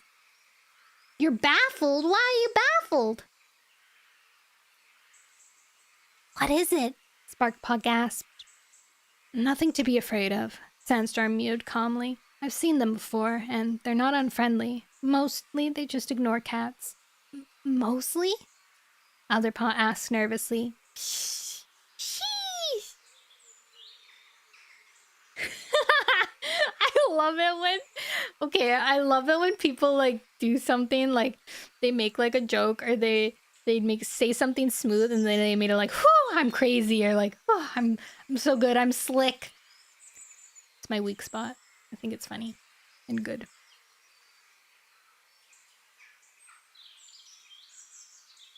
They're okay unless something scares them into running. Then they're big enough to trample us under paw, so we need to be careful not to scare this one. You've no idea how good that makes me feel, Molewhisker muttered. Alderpaw forced his paws into motion, heading in a wide circle around the strange animal, never taking his eyes off it. Oh, I'm good. Sorry, I'm reading. I'm in the middle of reading, so I won't be able to talk quite well. Okay. The creature swung its head around to track their progress, still gazing at them with those large, incredulous eyes. Then, without warning, it opened its jaws and let out a deep-throated bellow. Thoroughly spooked, Alderpaw gave a yowl of terror and raced for the big two-legged den. He could hear caterwauling from behind him as the others pelted after him. Have we scared it? Will it run? But when he halted and looked back, panting, the huge animal hadn't stirred. It just stood there, still staring at them. Its jaws moved rhythmically as it chewed. Great StarClan! Cherryfall exclaimed. What is that? After a moment, Sandstorm let out a murmur of laughter. and the others joined in, beginning to relax. Alderpaw suddenly felt ashamed of his nervousness, and he could see from his friends' faces that they felt the same. Let's move on, he meowed. Skirting the big yellow den and the cluster of smaller dens, the cats headed away at a brisk lope. Alderpaw hoped that they were leaving the two-leg stuff behind them until he spotted a smaller wooden den, with birds pecking at the earth around it and straying into the cat's path. What are those? He asked curiously. The birds were bigger than pigeons. Chickens! The birds were bigger than pigeons, with reddish-brown feathers and scaly yellow legs. They didn't pay much attention as the cats approached. They're birds, Mouse Brain, Sparkpaw replied to Alderpaw. And that means they're prey. Crouching down, she began to creep up on the nearest bird. There was no cover, and the bird spotted her as she pounced. It spun around to face her, flapping its wings and letting out a series of harsh squawks. The rest of the birds scattered, running across the grass as if they didn't know how to fly. But the bird Sparkpaw had tried to hunt stretched its neck out and attacked her with fresh, furious pecks. Sparkpaw leaped backwards, hissing defiantly. It looks like you're the prey, Needlepaw meowed, her voice full of laughter and her eyes gleaming. Leave them be, Sandstorm ordered, gesturing with her tail for Sparkpaw to rejoin them. It's not worth risking injury. We'll hunt when we get past this place. Yes, we need to keep going, Alderpaw added, urgency prickling in his paws as he remembered the desperate cries of the Sky Clan cats. Looking sulky, Sparkpaw obeyed. She glared at Needlepaw as the Shadow Clan cat let out a stream of squawks in imitation of the weird birds. Stop messing around, you crazy furball, she muttered. But Needlepaw seemed not to understand the need to move on quickly. Alderpaw's irritation with her rose as she poked her nose into every hole and clump of long grass. She halted at the sight of another strange creature, smaller than the first, but with the same hard, pointed paws. It had curving horns and a long wisp of hair dangling from its chin. What is that? Ox? An ox, maybe? Alderpaw shivered at the sight of its eerie eyes. It let out a high-pitched, drawn-out cry, and Needlepaw at once tried to imitate it, snorting with laughter at her own weird meows. Whenever you've finished, Alderpaw snarled, giving her a hard shove. Keep your fur on, Needlepaw retorted. She was still bouncing around like a kid on its first day out of the nursery when the cats approached a hedge. Beyond it, rows of tall, yellow-brown plants stretched into the distance. Alderpaw could hear a faint rumbling and noticed a haze hanging in the air. There may be a thunderpath on the other side of this, he mewed. Sandstorm nodded. I still think this is the way we should go. Without hesitating, Alderpaw began to push his way through the hedge. Fortunately, the bushes weren't too thick. Sandstorm, watch out for your shoulder, he warned. Sandstorm brushed through without mishap, while Cherryfall and Mole Whisker followed. Sparkpaw pushed Needlepaw ahead of her and brought up the rear. I swear by StarClan, Sparkpaw hissed as she emerged. If you behave like this for much longer, I'm gonna claw your ears off. Needlepaw swiped playfully at her. You can always try. Let's go, Alderpaw mewed curtly. He headed out into the stretch of yellow-brown plants. Their stalks were hard and scratchy, and the ground under Paw was hard, bare earth. Yellow-brown plants. At least Needlepaw seemed to have calmed down as she slid through the gaps between the plants. The rumbling sound Alderpaw could hear grew louder, and he guessed that they might be coming to the thunderpath. Then he realized that the plants on the other side were thinning, veering in that direction, he poked his head out of cover. His companions clustered around him, peering over his shoulder. There was no thunderpath. Instead, Alderpaw saw a stretch of ground where the plants had been cut down, leaving only stubble behind. Oh, foresting. Now he discovered where the rumbling came from. A huge monster with spinning jaws was moving straight towards them, slicing off the next swath of plants and tossing them into its belly. All around it, the air was full of dust. Alderpaw felt as if his whole body had been suddenly drenched in icy water. It's eating the field, he gasped out. Oh, it's probably wheat.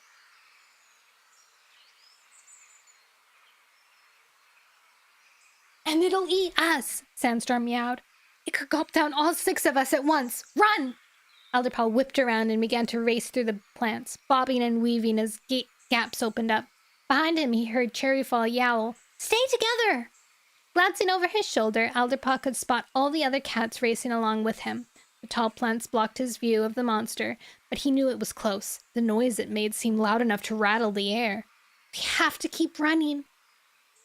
As he fled, Alderpaw realized that the hard ground had given way to soft mud that clung to his paws and gave off a terrible smell. Manure. He was too scared to wonder what it was, or to do anything except keep on pelting away from the monster. Alderpaw was glancing behind him again when he suddenly crashed into something hard but springy that bounced him back a tail length into the plants. Regaining his balance, he looked up and let out a groan. No, I don't believe it! He was facing another fence made out of the shiny tendrils, the spikes along the top. His companions gathered around him. We'll have to climb it. Sorry, we'll have to climb it, Old Whisker meowed, or the monster will get us. Right. Sparkpaw took the lead, climbing rapidly up the fence and hurling herself down onto the other side. Into soft grass. Hurry, she urged the other. Needlepaw went next. While Alderpaw was waiting for his turn, he noticed that some of the foul-smelling mud had gotten into Sandstorm's wound. Oh, no! Which was red and swollen now. Alderpaw was certain that it was infected, and Sandstorm was standing with her head lowered and her chest heaving. She was clearly exhausted, much more so than her age, and the race through the plants would explain. It must be her wound, Alderpaw told himself. I can just feel it. With an inward start of surprise, he realized that this must be part of what being a good medicine cat was all about. I can't just see that she could probably rest. I can tell she needs to. You ought to rest, he mewed to Sandstorm. Sandstorm raised her head and gave him an annoyed look. I'm an elder, she retorted. I've been around for a long time. I know I'm okay. Alderpaw had heard that argument before, and this time he wasn't about to accept it. No, he meowed sharply.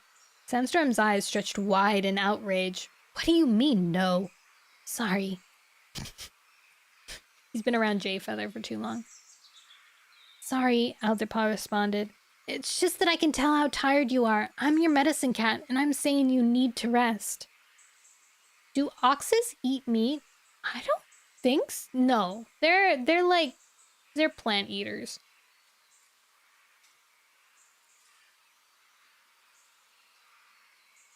How scary would it be if cows and horses ate meat? Freaky.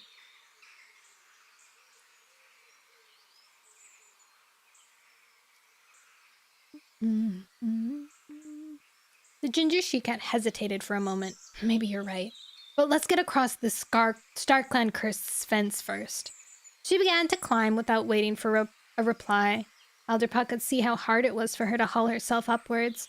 When she reached the top, she toppled rather than jumped onto the far side, letting out a screech as she fell. Alderpaw scrambled over the fence without even thinking about it and ran to Sandstorm. His eyes widened with horror as he saw her wound pooling with blood. She must have torn it on one of the spikes. That does it, he growled. We rest now. Turning to the others, he added, Find me some cobwebs.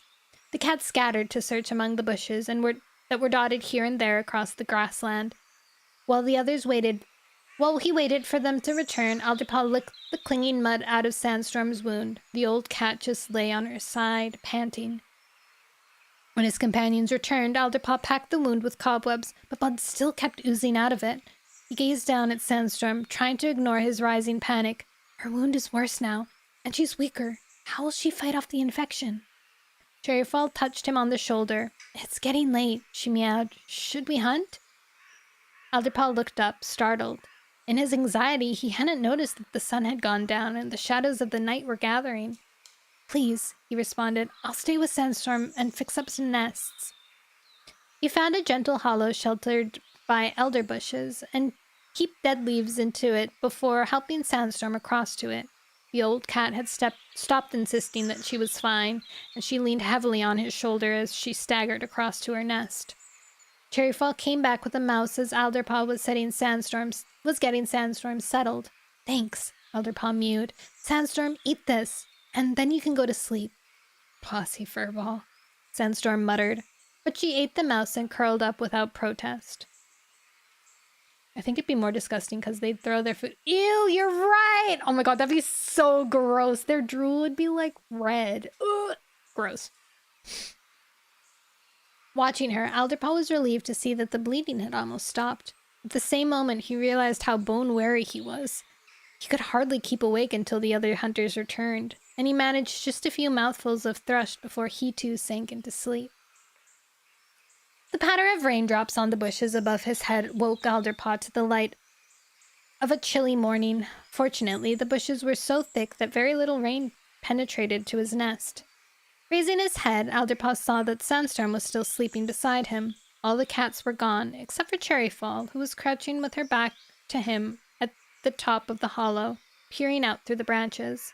As Alderpaw sat up, the dead leaves crunkled around his paws, and she turned around. The others have gone hunting, she mewed. I stayed to keep watch. How's Sandstorm?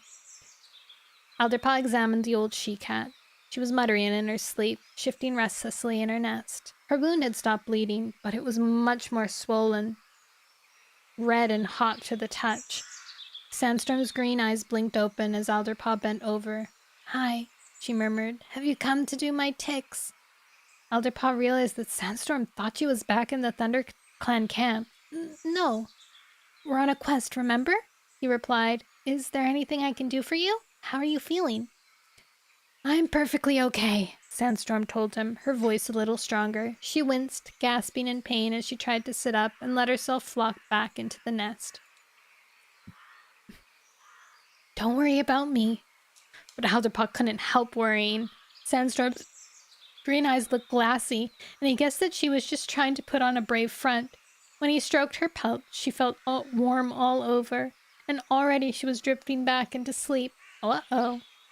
She roused again a few moments later as the hunters returned, dragging a rabbit and a couple of blackbirds into the shelter of the bushes. It's horrible out there, Needlepaw complained, shaking her pelt so that the drops splattered Alderpaw. Most of the prey is in hiding. You did well, though, Alderpaw praised her. Come on, Sandstorm, do you want one of these blackbirds?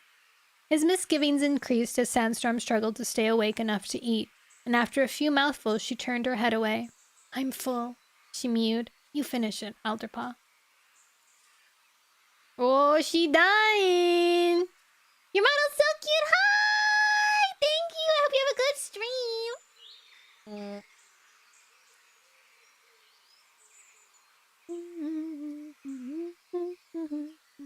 When the other cats had settled down at the top of the hollow to eat their prey, Alderpaw rose to his paws to talk to them.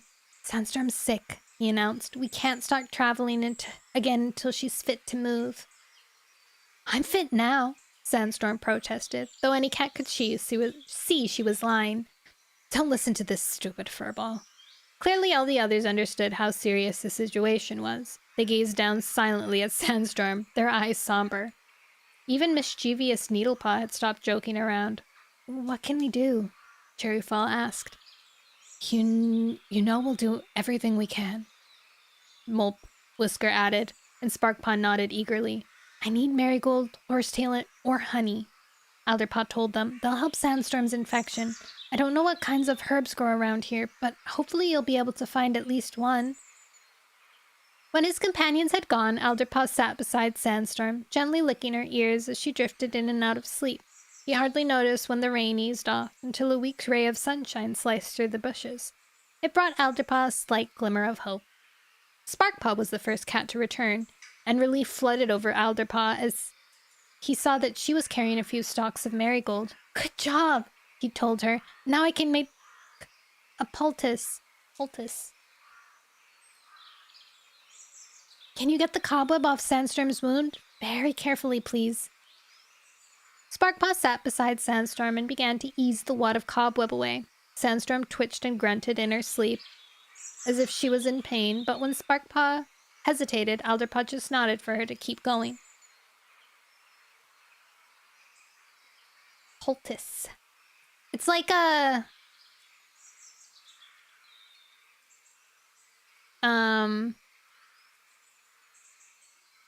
Poultice. A poultice is a soft, moist mass of herbs, clay, or other substances applied directly to the skin. So it's like paste.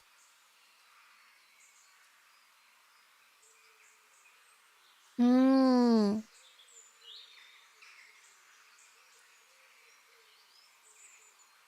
Sage is like a spiritual use thing, like burning sage, which is like a bundle of it.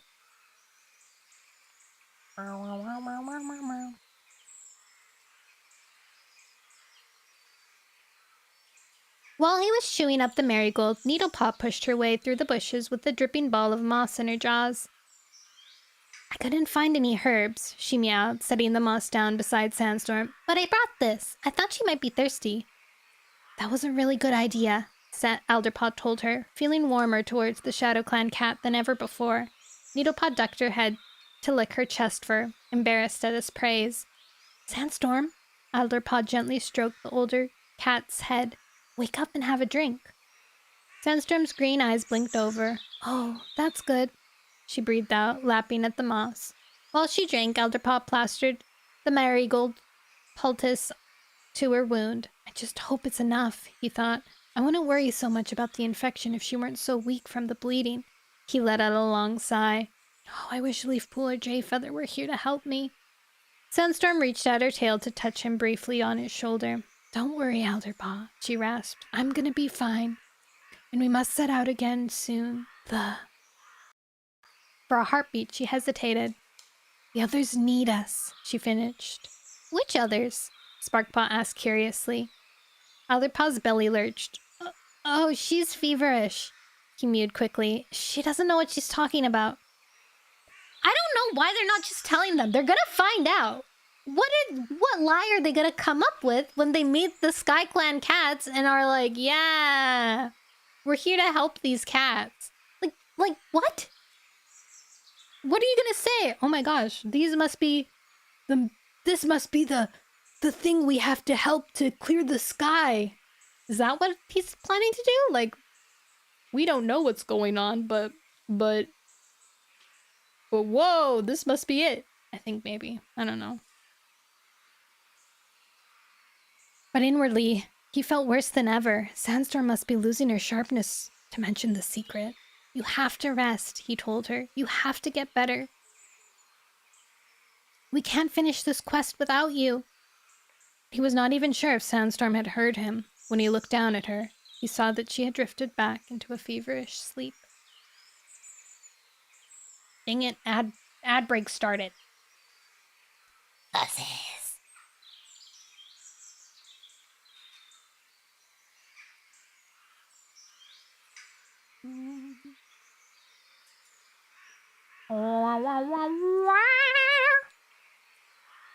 Discord. Don't understand the trope of leaders trying to hide their pain if they're nearly dead. True.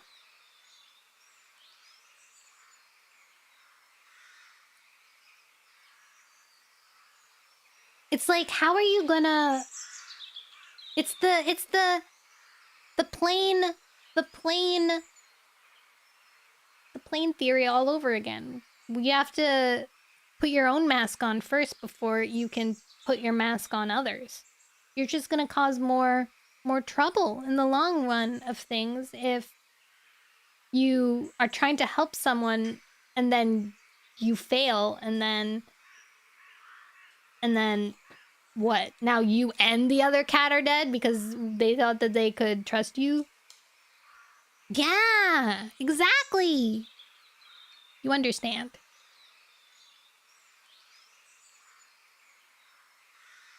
I'm going into Surin's stream because I want to know what she's playing. Oh, it's just her feet. She says she's playing retro. And it's just her upside down. With her feet in the air. Silly, silly goose. Some people are into that, I suppose. Yeah, that's why she has it as a toggle. Wow, wow, wow, wow, wow, wow, wow. Ow, oops, sorry. I hit my mic. Okay, should I stop for now or should I keep going? My eyes kind of hurt and my throat is kind of weird. Let me see how many... Then... Wait, where did I go? Okay. Chapter 14. Your voice is getting more raspy. It is getting more raspy. Chapter 14. See how many chapters are there actually? There are 24 chapters. So we're 10 chapters away from the end. We can finish that in 2 more streams, right? Right?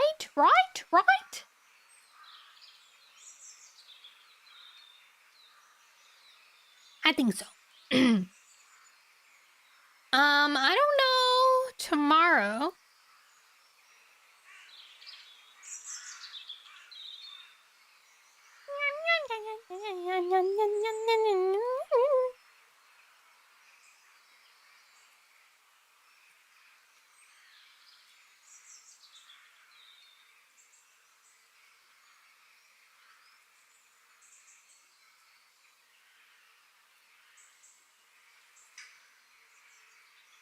Venison, you could probably do it in 1. True, I could if I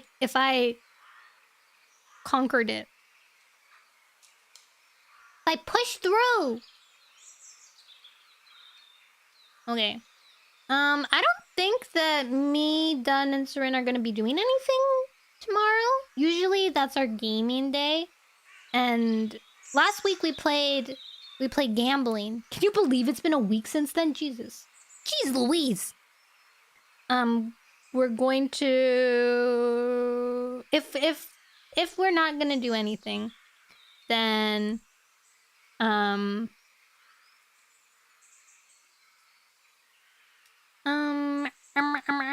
gonna play Subnautica. Subnautica tomorrow. We're gonna do a new rotation of games, which is Subnautica, the ramen game, and No Man's Sky. No Man's Sky will always be open for anybody to join and play with me while we conquer this world. I'm really excited. I want to find a really cute world and like get a pet and like make like a kawaii like cutieful planet. That's my dream. You think you can like I feel like the best way is to find like different planets that have the resources you need and then make like a teleporter on them and then just teleport to and fro and like utilize those planets. Right? Like that feels like it makes sense.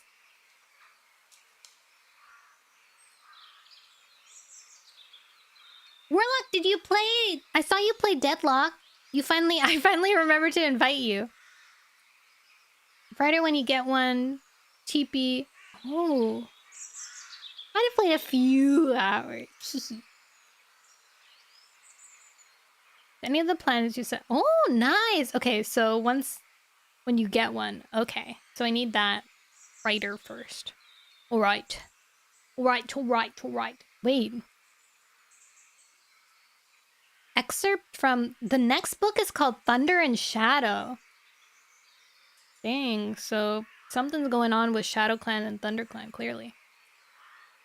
Finding a good system is easier to go between. Ooh. I guess we'll find out. Okay, I'll see you guys tomorrow, hopefully, for Subnautica. And then ramen on Friday and No Man's Sky on Saturday. And then maybe I'll have the Sundays off and then I'll go back to streaming. If you feel better now, thanks for saying thank you! Thank you guys for hanging out with me. As always, you're so kind. I love doing this. I love sharing my life with you guys and making new things with you guys. It's fun. There's always that weird battle of what the guys, there's a warrior cats thing here. A bit buddy? What's a bit buddy?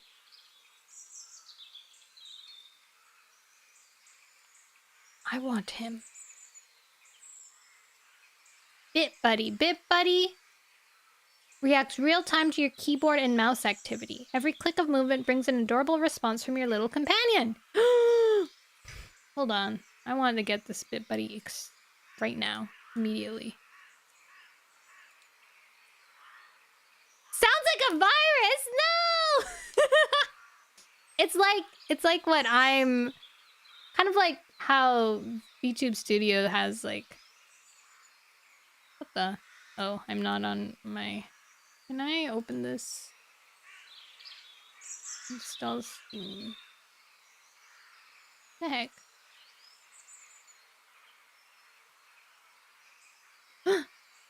My Hero Ultra Rumble!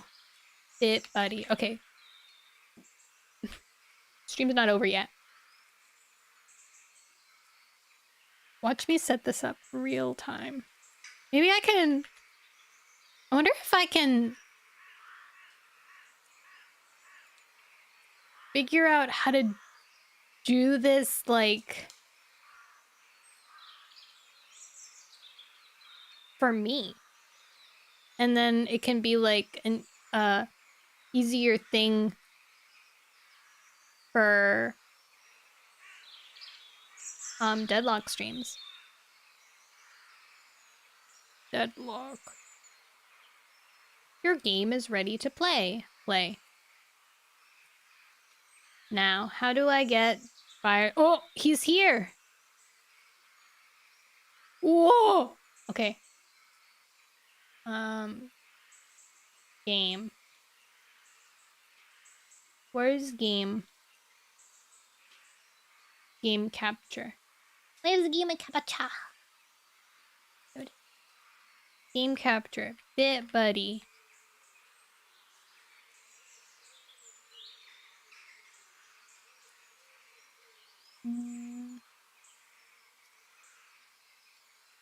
Allow transparency. Here he is!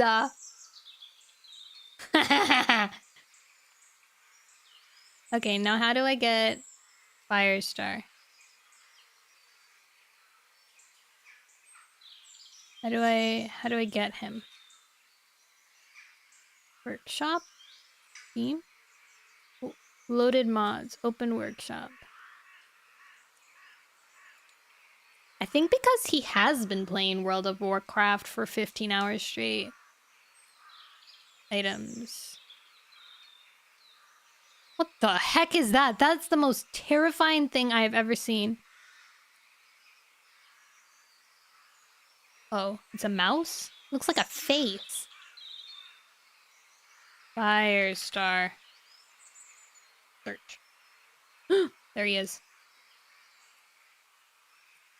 Subscribe to download. Did it work?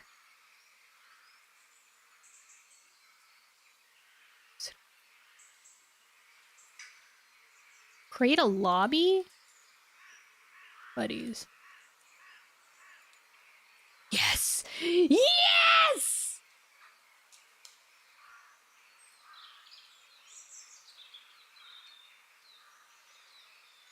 We have Firestar. He's here. He's gaming with me. Wow, guys. Now this. Wait, there's an editor? Can I make myself? Dress up. Handbook.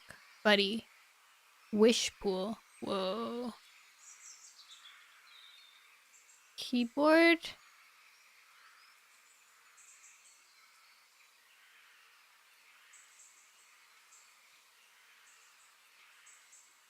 Wow. What is it? Oh, plain. Bit Buddy Workshop Editor. Bit Buddy Workshop Editor. Sure. Bit Buddy Workshop. How do I do this?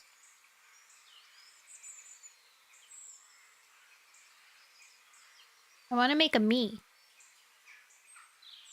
I'm online. Bit Buddies. Mouse. Got a new mouse. Ooh. Hoggers. Hats. Can I give him a hat? Bet I can. Locked items. What are these? Oh, my wish pool. Oh.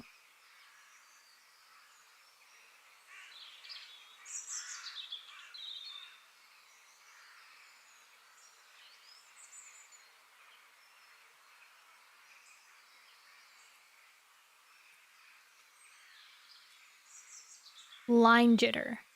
Apply line shaking effect.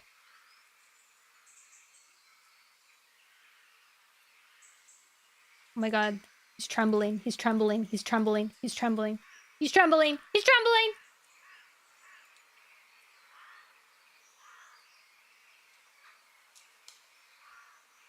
Comms open. Let's see if I can hire this person to commission. Jingle Pawns. Bit Buddy Avatar! Oh my god, this is it. This is it. This is it. This is it. This is it. This is it. This is it.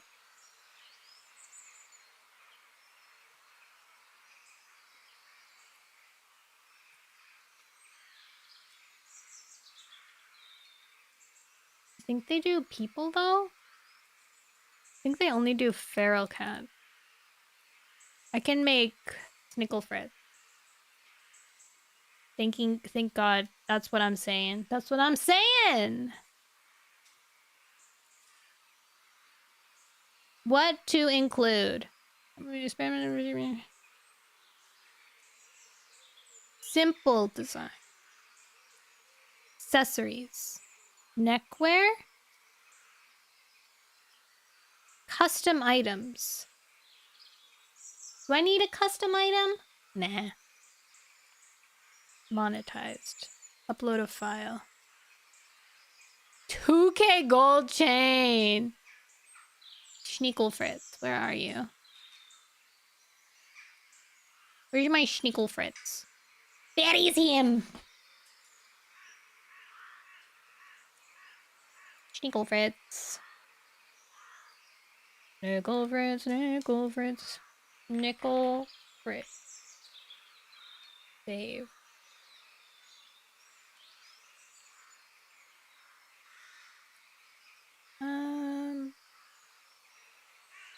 No need to be too... Wait, I'll go if you need... I'll do face headwear. I'm not sure if the clothes on him pose jewelry on him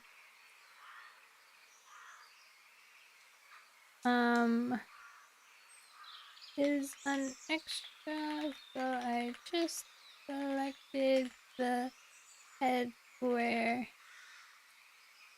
The face headwear option. Oh, did you see me start wiggling like crazy?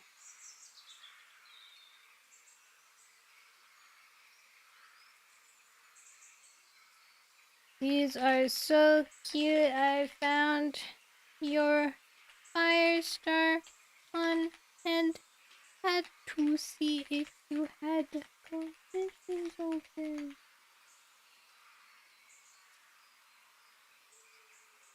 Now this is good stuff.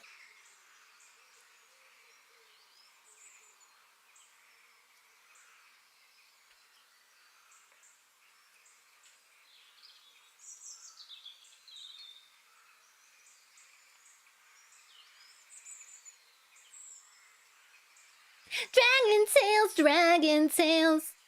All right, what did we win? Got more things. A hat. Beautiful. Keyboard. Oh, he's got a laptop now. Guys, this is one of the best things I've ever seen in my whole entire life. Wait, I also want one of these critters.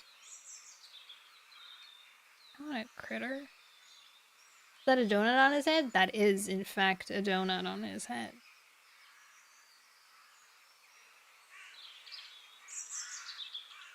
I love this person. I'm following them. They get me. They get me personally. Alright. We now have Firestar as our good little bit buddy friend. And eventually we will have Snicklefritz as well. Isn't that wonderful? I think today something beautiful happened. Whoa. Someone just squeaked in the other room.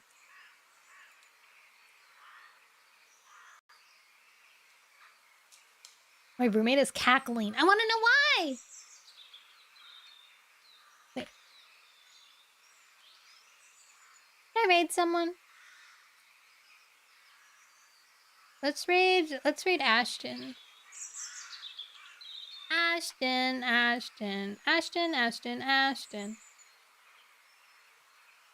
don't know if she's gonna let me. Is your next one gonna be Firestar? No!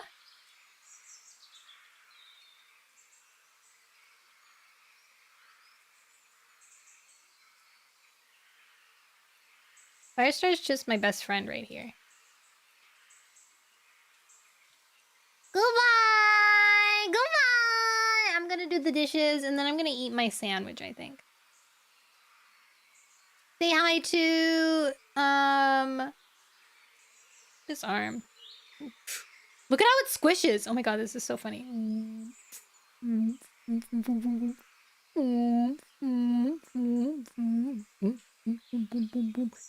He hesitates briefly when I do this because I'm jumping from screens. Alright, bye-bye! I'll see you tomorrow! Say bye to Firestar. Bye,